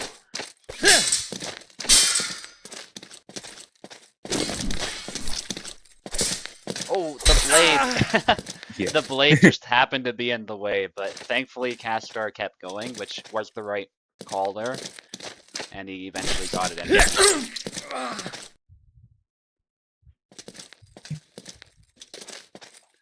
Yeah, sometimes that is a little bit frustrating. That is one of the, you could say, disadvantages of a physics-based game. If an object just happens to be in the way, sometimes it might reduce the power of your strike, or it might just ignore. The character might be able to just ignore a hit that might otherwise hit. But that's just how it is. You could argue, of course, an opponent who's been hit and is kind of struggling with that maybe wouldn't have the structure to parry very well. It's one of those things. There's advantages, of course, to physics-based gameplay as well, but that can be one of the disadvantages, is that you feel as though you've done everything right, but then your opponent just happens to get lucky and the blade's in the way. But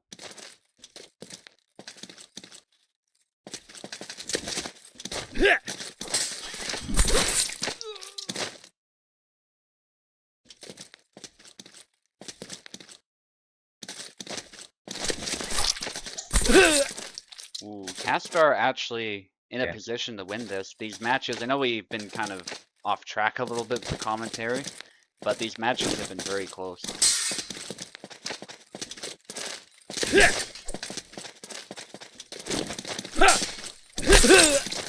Ooh.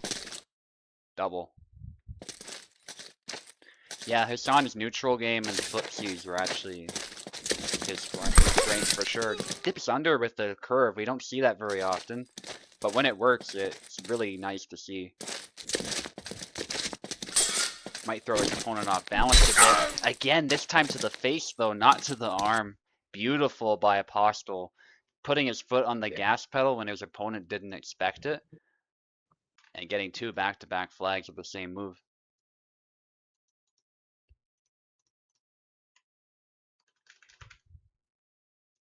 Not often you see a Hassan win, but Apostle made it work.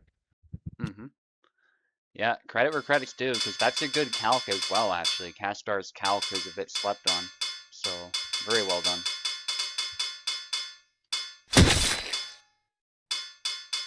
Apostle with Gideon now.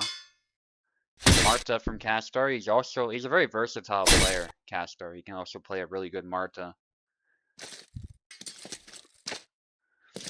So let's see it. Like instantly you see this rapier compared to the small sword. Like the length difference is astronomical. Especially when you see them side by side, it's kind of comical how small the small sword looks, for lack of a better term. And Castar playing Marta like a distressor fencer would, letting the opponent, well, walk into the wall.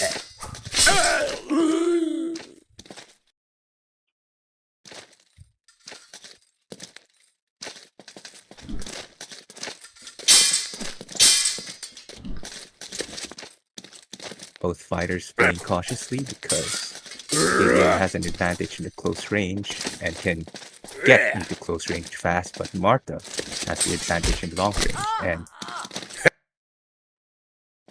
Yeah, so next, that's a good question. What will happen is we will try to get Rax a fight. Flamino volunteered, so we'll do that, and then we'll do our champion fight.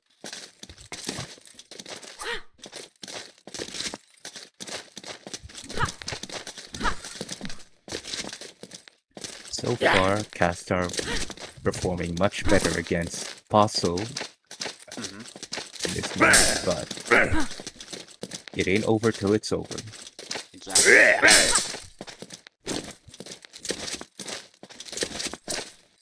Pushing the thrust there, nice retreat. Looked like a little bit of a mistake, but great recovery by Castar. Marta's sidesteps being among the best in the game. Yeah. Ooh. Gideon coming in with a sneaky false edge cut.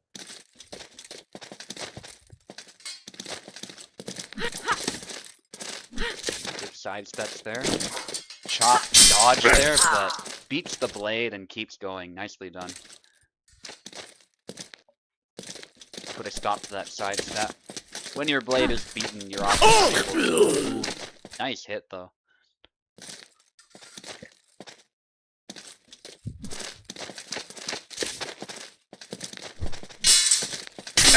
Snap cut there, but Castar did the right thing by backing away and disengaging to land a hit on the hand.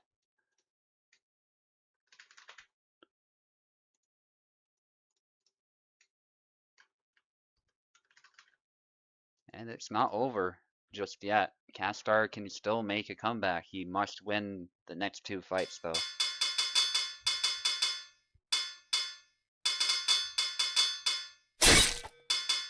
Yazuk.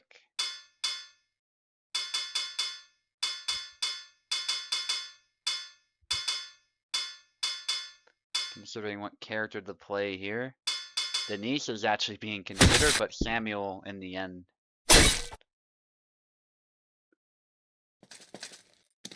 Or Castar.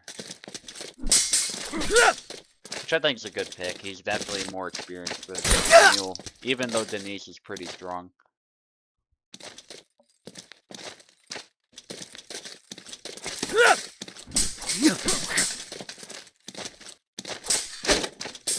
Faint attempt there. Good exchange. Nobody got hit yet.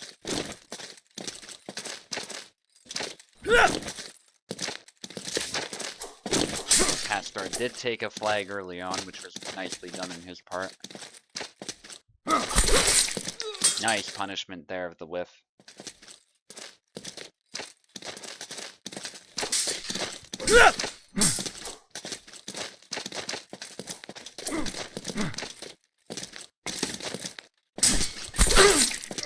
Nice parry there. He did eat a little bit of a hit because that follow-up was slow, but it was powerful. Punch there. Probably wanted a cut, but he was too close, it turns out. I suspect he didn't want to just dash in and punch him in the face and that's it, so.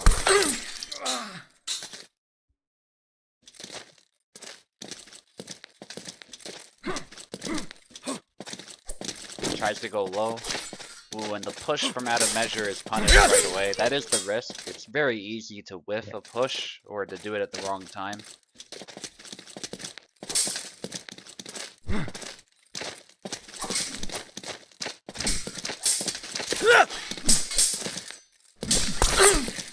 Nice. Nice side.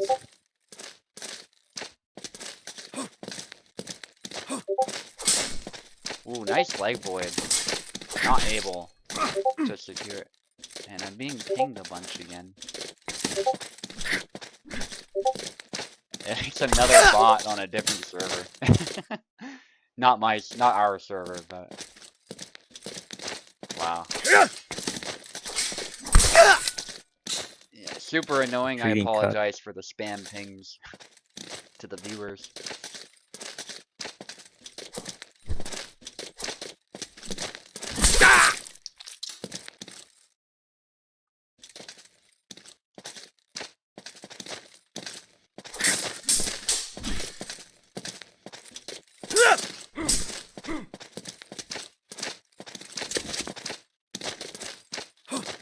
this is a really close one, but Apostle gets another.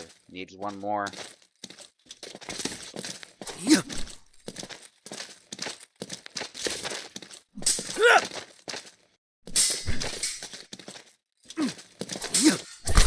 Upcut. Apostle definitely wants to end it here.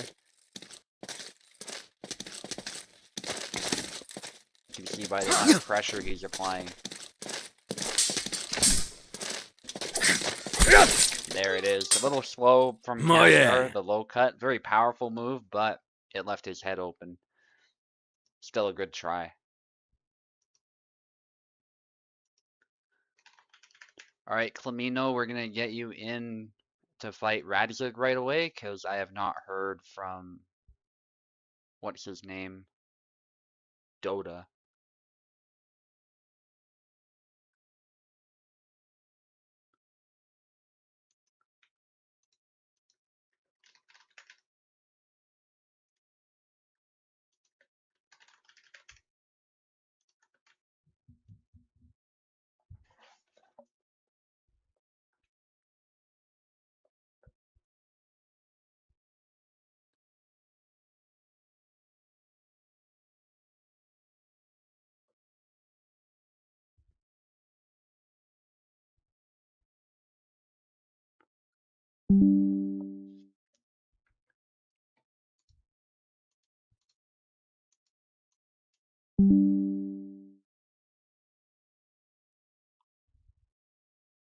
Okay.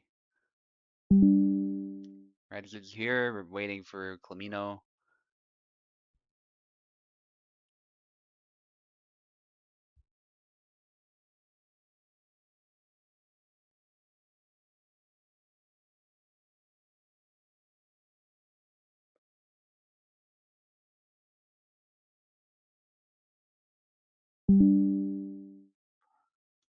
Beautiful. Clamino on the right, Radzig on the left.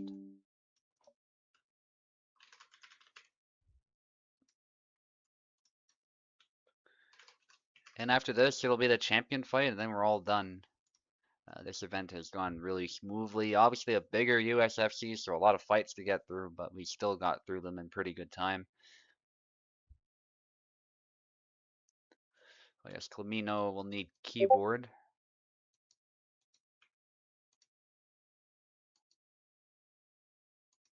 Yes, you're taking the left, and you also have keyboard, I take it, so.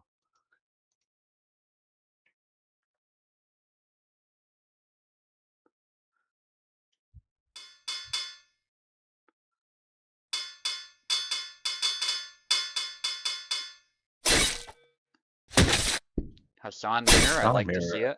Yeah. It's a fun mirror, actually. Say what you want about the character, but if two Hassans are fighting, it's a fun time.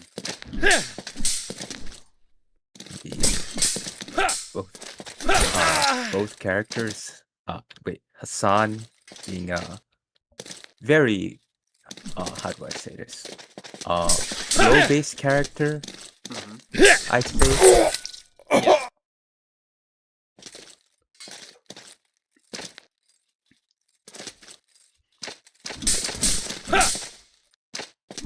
Oh, I think I got the names. Yeah, so the sides are reversed on the screen. They're fine, but that's my bad, guys. I'll just leave it. I'll let you guys maintain your flow, so I don't have to change it. With and that's nice.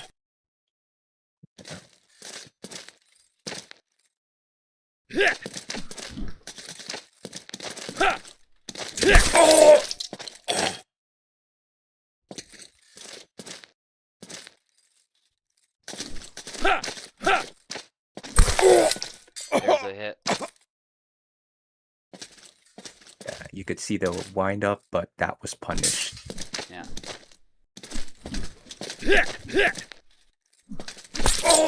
Yes, Mino is currently winning. Despite what the names say, they are reversed. Clamino needs 2 more. I'd say in a Hassan mirror, you need to beat the opponent's rhythm. As in,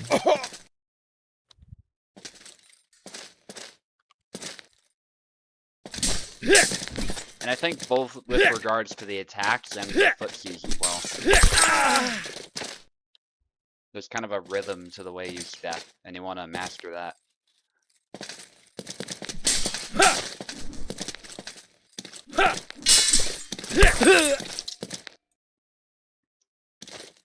but Ratzik might make a comeback. Looks like that is not gonna Clemeno happen. takes this flag. Yeah. I'll keep the names as they are. Clemeno now on the left. Now they are accurate.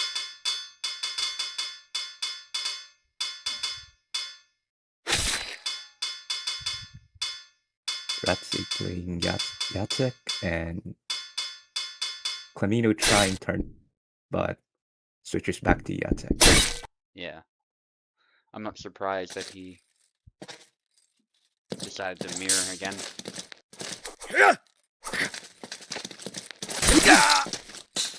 Nice. Clemeno on fire today. When I fought him, I literally was within 2 flags when I won. So. I feel a little bit bad for Radzik actually. He's kind of sleep deprived, and he's fighting an opponent who, against anybody else, could have won. Even against me, could have won. Quite frankly, it was that close. So, gotta get their head in the game against an opponent who's not only that good, but warmed up. Radzik will benefit from awkward timing, I think. Especially against such an opponent. Trying to do stuff that's a little bit strange, but can work. Like dashing in like that was good. The flesh.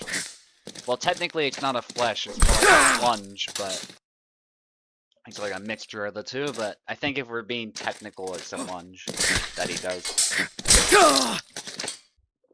Russ actually corrected me. A lot of us made that mistake. We called it a flesh because it has a lot of similarities, but.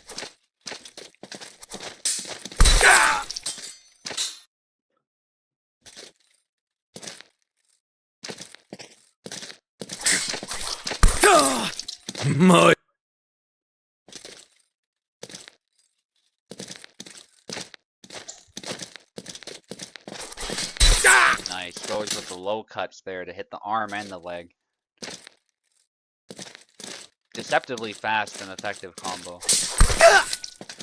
Not this time.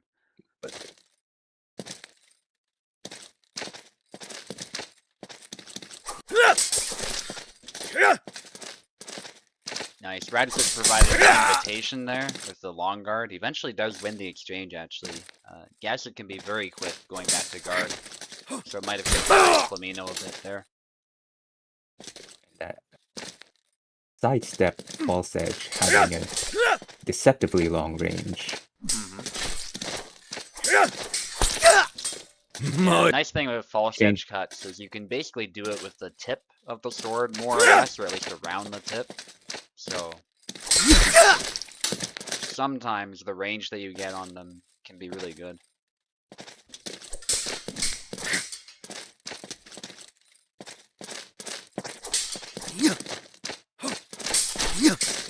Ooh, secures the double, just barely. Clemeno locking in, doesn't want to give this away. Nearly gave it away there, but good cancel. Punch, that stab would have been devastating, but it did not land.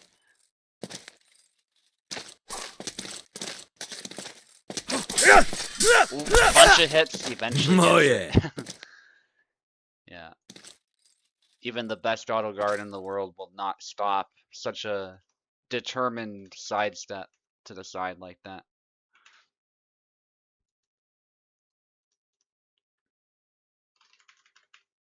So it is not over.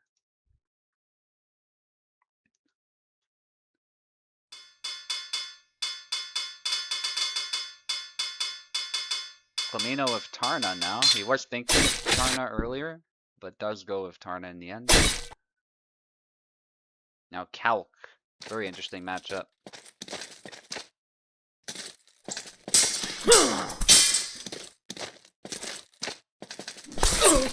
Bolognese Both against character, Meyer. yeah, A bit of Meyer both wrapped here character, as well for Radzik. Sorry, go ahead. yeah. Both characters having uh interesting footwork. Yeah, Calc having the ability to switch between switch foot forward without attacking, and Tarna having very having unique dynamics yeah, depending on which foot is forward. yeah.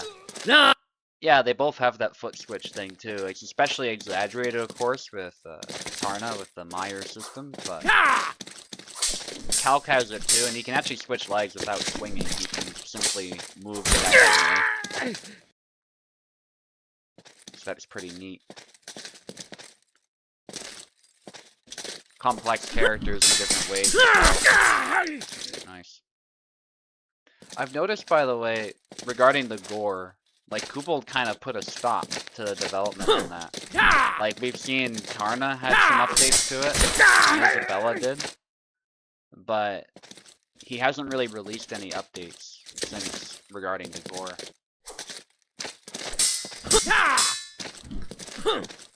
I'm guessing it's coming, but it could be that it's taking up too much time right now. Calc snap cut landing on the head, Tarna's head. Yeah. Nice retreat X. One more needed for Radzik, which is huge. Good mix up. Ooh, still gets a hit. Not a very good one, but still, those two hits especially together. Unless you double, as Clemino managed to do there.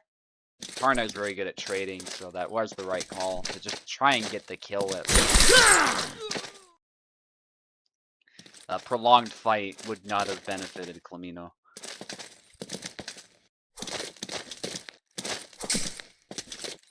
Nice. And the cut to claim space from the opponent, both of them, but that does result in a double in the end. Good in Quartada, no kill. Another double. It's not so much that they're seeking a double, it's just that Radzik really wants to get a kill from range. Clemino is determined to put the pressure on and close in, so. Ooh, and a missed opportunity there. Yeah. Yeah, I think a more precise follow-up might have secured Radzik the kill. But didn't happen.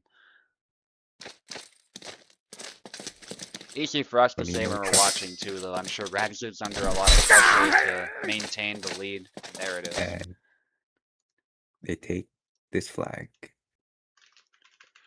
And this is for all the marbles.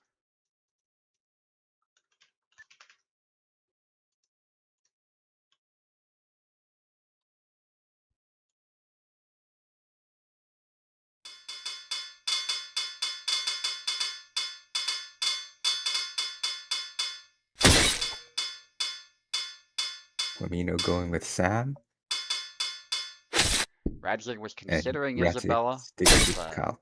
yeah. I actually think Calc was a smart choice there. I feel like Sam can sometimes be a bit of a problem for Isabella. Nice. Yeah. Calc's back thrusts can come very quick, and if you advance into them, you are likely to get hit. Yeah. And that is one of the ways in which physics actually does affect the damage in this game, to my knowledge. So, for those who are not aware, for the most part in this game, you're looking at just set values for the moves. And so what determines whether or not a move will kill or not tends to be the hit location more than anything. So if you hit the head, you know, you're pretty much guaranteed to kill with most moves. What might change that as well is if you graze the opponent. So if you graze the opponent, you're going to do less damage. And if you hit the blade of the opponent, some of the damage will be taken out as well. But one other thing that can affect that is if you run into an attack.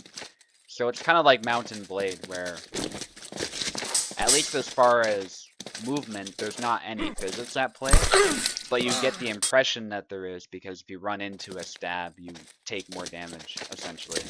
It goes both ways. It's not just moving forward with a stab that will increase damage, it's also moving into the attack.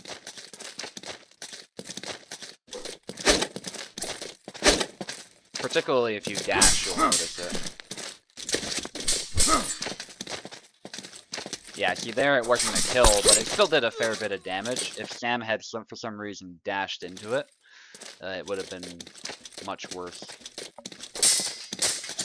And Toxic landing that sidestep thrust, which is quite hard to pull off considering that Calc's sidestep combos have need a very fast follow-up compared to his other combos. Yeah. I mean, we kind of saw an example there. He kind of stood there awkwardly after the A cut, which can be a good move, but if you miss it for some reason, you're basically presenting your head as a target. Ooh. Yeah, I wish Kubol would change the follow-up timing on Calc sidestep combos because it's very maddening if you don't pull them off. Yeah. Meanwhile, a character like Sam can kind of sidestep all he wants almost, some of the time. Yeah, there's an example there, sidestep X. Move. Mind you, Calc does have a broadsword, so I do get why they're kind of slowish. It is a heavy sword in general to move around. Although the way it is balanced does also help with that. The basket is a big part of the weight, so I think it could be made faster for sure, the sidesteps.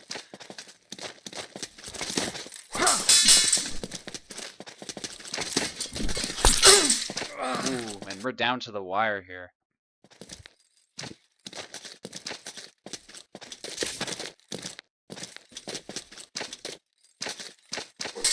Thrust attempt. Trying to kill from range, but they both immediately seize the first opportunity they get, and so they double. We might see yet another double before the match is decided.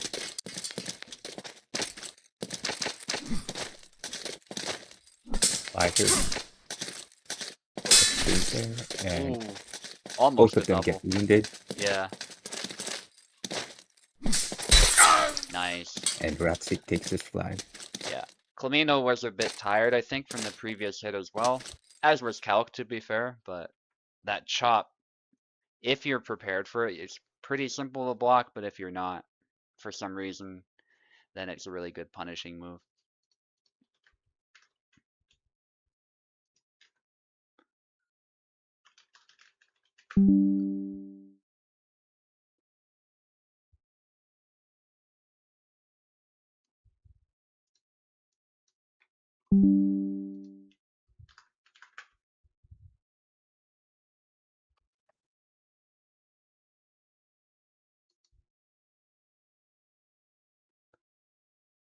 So next, as the champion, you can pick the side. Most people obviously just pick the left, but I just asking you if you want to be put on the left. If you prefer the right side, some people, believe it or not, do. Just let me know. I can always put you on the right side as well. It is our fight now, the champion belt fight, and then we'll end the stream with that because I don't think Dota is going to be available. Yeah, kind of figured, just wanted to make sure. Sometimes I don't even ask because, people prefer the left, but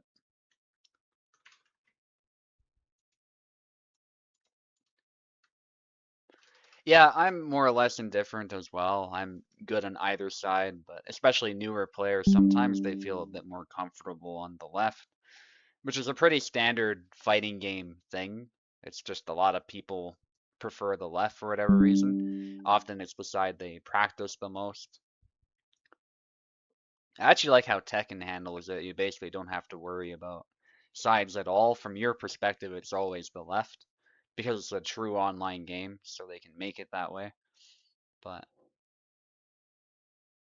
make it entertaining. Yeah, and I'm totally sure you can do that, but my advice is also just play your best. Like, don't feel pressured to play aggressively or anything like that. Just do your best. You are holding on to the title after all. So anything goes. And I forget, do you need keyboard? Or are you Yes, I think gamepad? Nex is a keyboard player. Actually, no, they're a gamepad player. Gamepad, alright. I'm sure it'll be a good fight all the same. We did meet each other actually previously in a tournament. I managed to win in the Isabella mirror, but I noticed Nex was starting to make some adjustments, so kudos to him for that.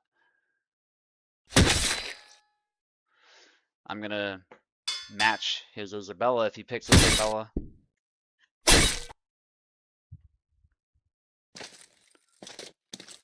Alright, I'm gonna do the announcements, so touch tips, and then we can fight. Okay, on the left is the current champion, Nex, who is an Isabella main, has managed to take the title from Maestro in a bit of an upset victory that went down in USFC history. And on the right is me, playing as Isabella as well, who actually was my first character before I switched to Saber, so I'm hoping to take the title from him. Anyways, fight clean, fight dirty, and we can begin. I will not be doing the commentary, so it'll be up to Grid Square. Very.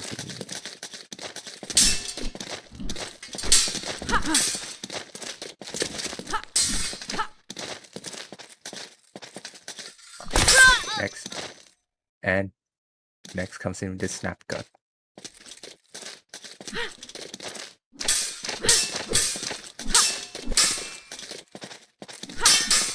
Both of them trying very hard to bypass each other's auto guards with using side steps and combos. And Subu takes this flag.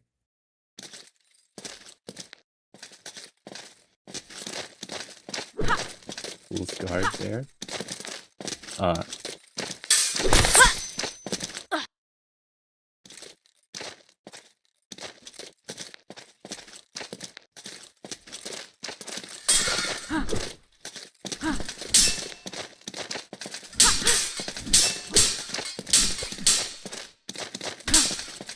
Parry or post there that ends up with Subu getting wounded. Subu attempts to save his flag, but Nex just takes this.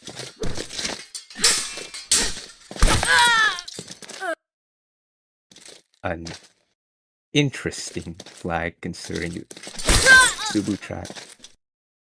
And Nex just snap cuts to the head.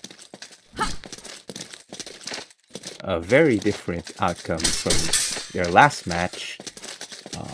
Subu won last match in an Izzy mirror against Nex in a previous tourney, but now Nex is the one dominating this fight. Parry post there that ends with Nex being wounded, and Subu takes this flag.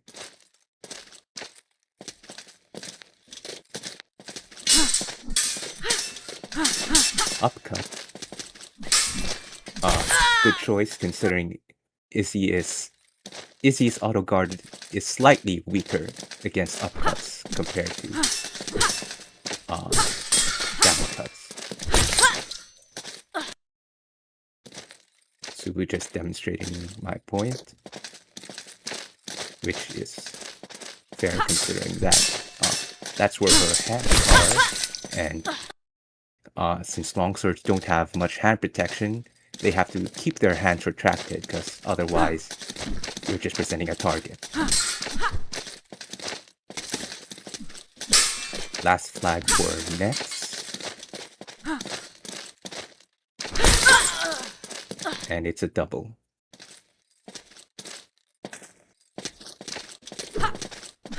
Nex trying to high guard chop, but and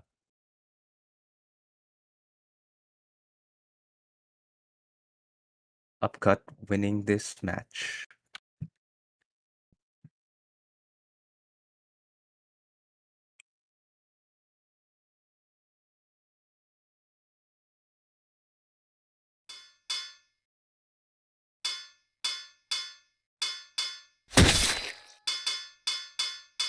Next, sticking with Izzy and Subu playing Yan.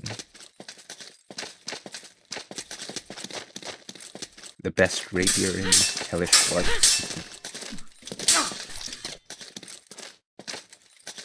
Both of them wounding each other, but Subu attempts a decapitation, but gets blocked. High guard chop, and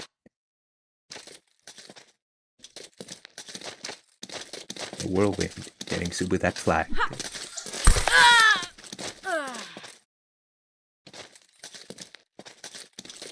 Linger from Yan's thrust there that ended up with Izzy's arm getting slashed. A high guard shot, but it gets blocked. But parry riposte. Both of them wounded, and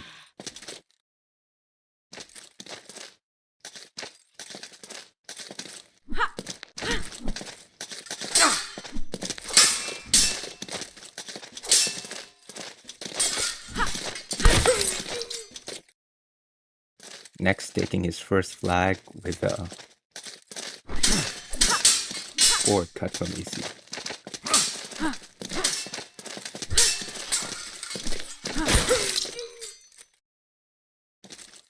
Next taking his second flag after winning a parry riposte. But Subu this time taking this one with from a I'm getting sleepy.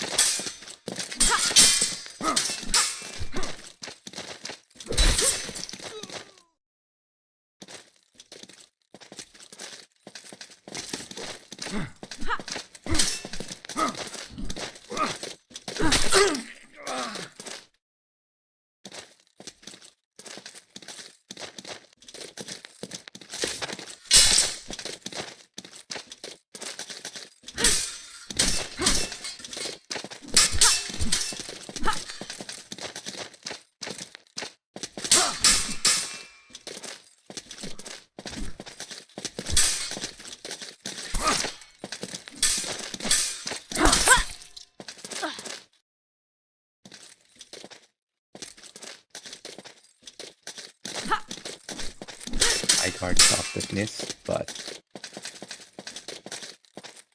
Izzy's fast recovery preventing her from getting punished. And that sidestep from Subu just hitting Izzy in the face.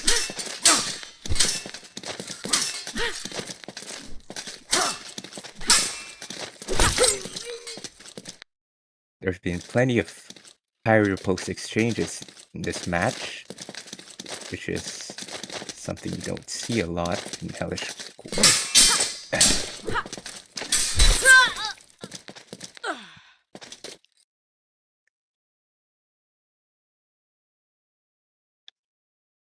Subu taking this flag.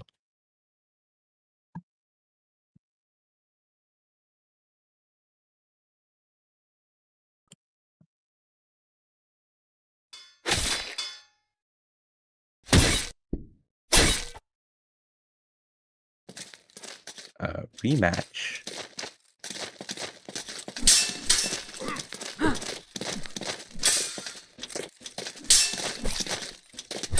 Things there, and next takes first flag.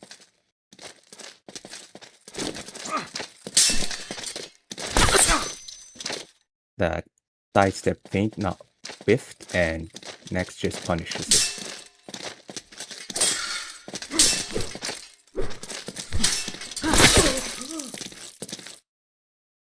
Retreat upcut from next 3-0, but as we all know, it's not over till it's over.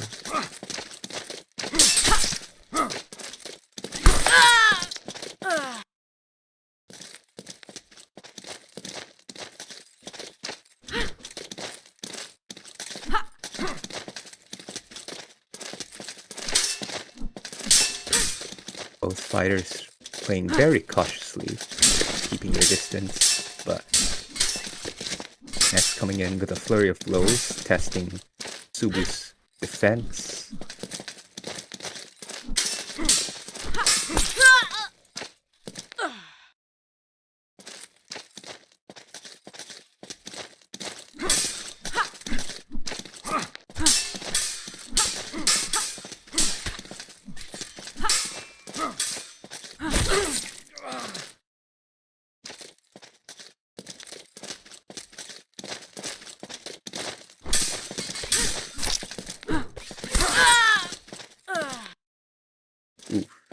Missed opportunity there.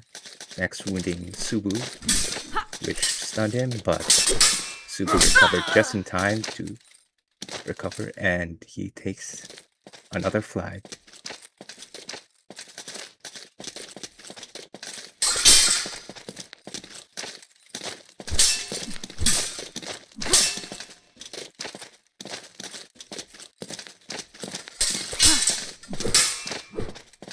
Tangle up there.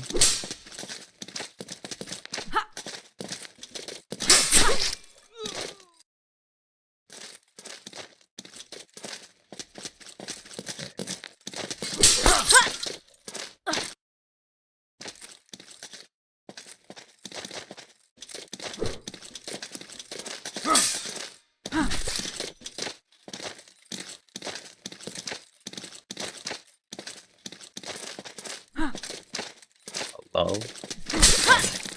And Subu takes the next flag. Now it's up to next to where this. I should keep quiet. I'm just.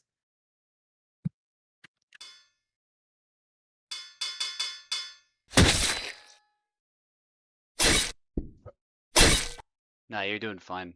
Good job so far.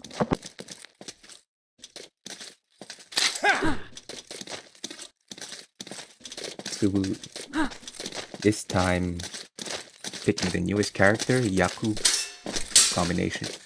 Who has a combination of saber and small sword, and the forward Y lands, which is an interesting move. Yakub's forward Y may seem slow, but actually covers his upper openings during the wind-up, and if the opponent tries to cut,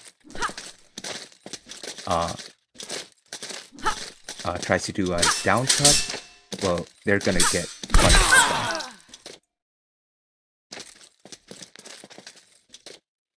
So fighters double. An attempted flesh there that Subu punishes with a sidestep.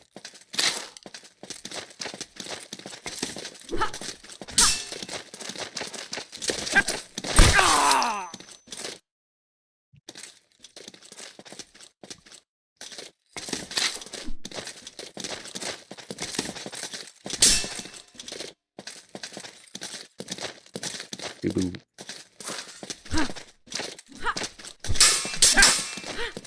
brief exchange there.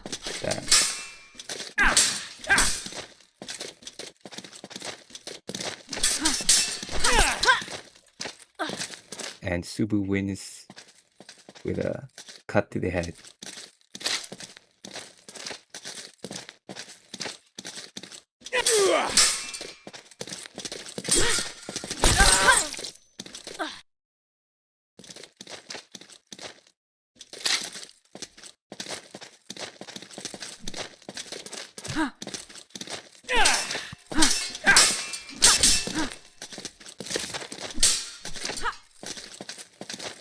Fighters playing the sidestep game, which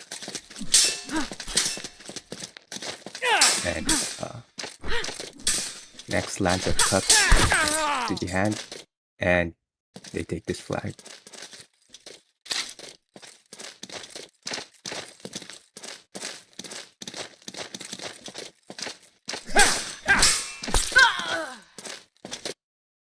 Yeah, that's the problem with playing passive, because if you don't present a threat, you will.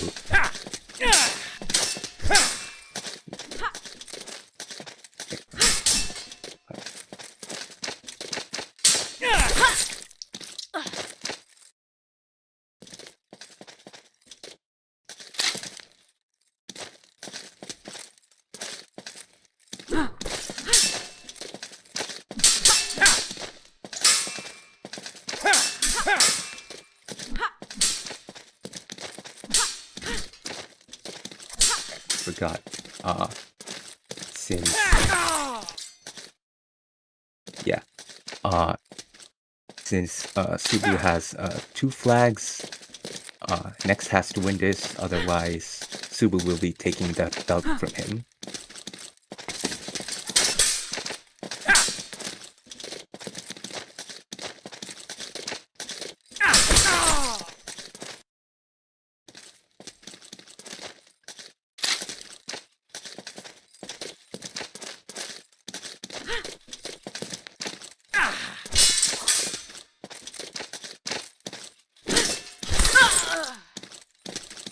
Ah,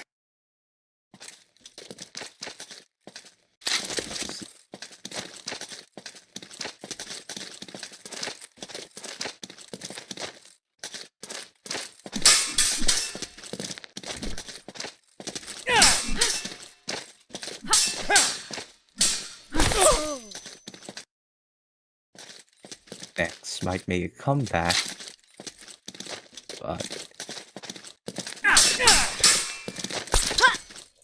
Subu takes this match no i and the zostanie, no. champion belt. Alright, good fight. Good attempt at a comeback against Jakob, but in the end I was able to get a win with him, so I'm pretty happy with that. But especially the Yeah. Jan against Isabella, that was really action-packed, and Isabella versus Isabella too. So well done to Nex for putting up such a good fight. I think Jakob's style might have messed him up a little bit. That's kind of what I was hoping for. I wanted to switch it Yeah. up. Although Jan was going just fine, I was like, well, I want to try Jakob, and I wanted to see how well he does against Isabella. So with that, unless you have anything else to say, Grid Square, we'll end the stream pretty soon. Yeah, it's interesting how you stick with Jakob's saber, but considering your previous stated opinions on his small sword, uh, it's not much of a surprise that you stuck with Jakob's saber. Yeah, And his saber is severely underrated, I must say. yeah, Uh, he's got several good moves. The aforementioned forward Y, because it covers the upper openings while winding up, and if the opponent makes a down cut in the middle of that wind up, they're gonna get punished for that. Uh, he also has Sam's forward X, which, as we all know, as the elbow destroyer, and he also has Barra's leg cut, but on the opposite side, yeah. which isn't used often. hmm But when you land it, uh, your chances of winning increase all of a sudden. Yeah, yeah, for sure. I think as well, the thing with Jakob is more so than even Samuel. He's a zoner character. He doesn't move terribly fast. I think Sam is a lot more mobile than he is, actually, a lot more responsive. But what Jakob does do really well, and he does this better than Sava by a mile, I would say, is the zoning game. If you approach him the way you approach Barabash, Gideon, Jan, Denise, any of these other Saber characters, then you're not going to like him very much. He's with the Saber, certainly, he's quite fundamentally different. But I think he's fun from time to time. I might pick him up as sort of a backup if I decide I really need a fundamental style change. And as for the small sword, you're right. I'm probably, if I can avoid it, I'll probably never use it because of how much I dislike them. It'll probably become a bit of a meme. People will be like, Subu, use the small sword or something, but I don't care. It'll be fun. So you might see more Jakob from me, but we'll see. I think Barbash is still going to be my primary main though, and alongside Yon, of course. I use Yon quite a bit lately. But anyway, with that, I will end the stream. Thank you, Grid Square, for joining me in the commentary cabin. You're always welcome to join as usual. Thanks to everybody else who competed, keeping things civil, keeping things running smoothly for the most part. Good sportsmanship on everyone's part. And yeah, be on the lookout for more USFC. I'll bring it to 200. We're almost at 185, so we're getting there. I will see you next time.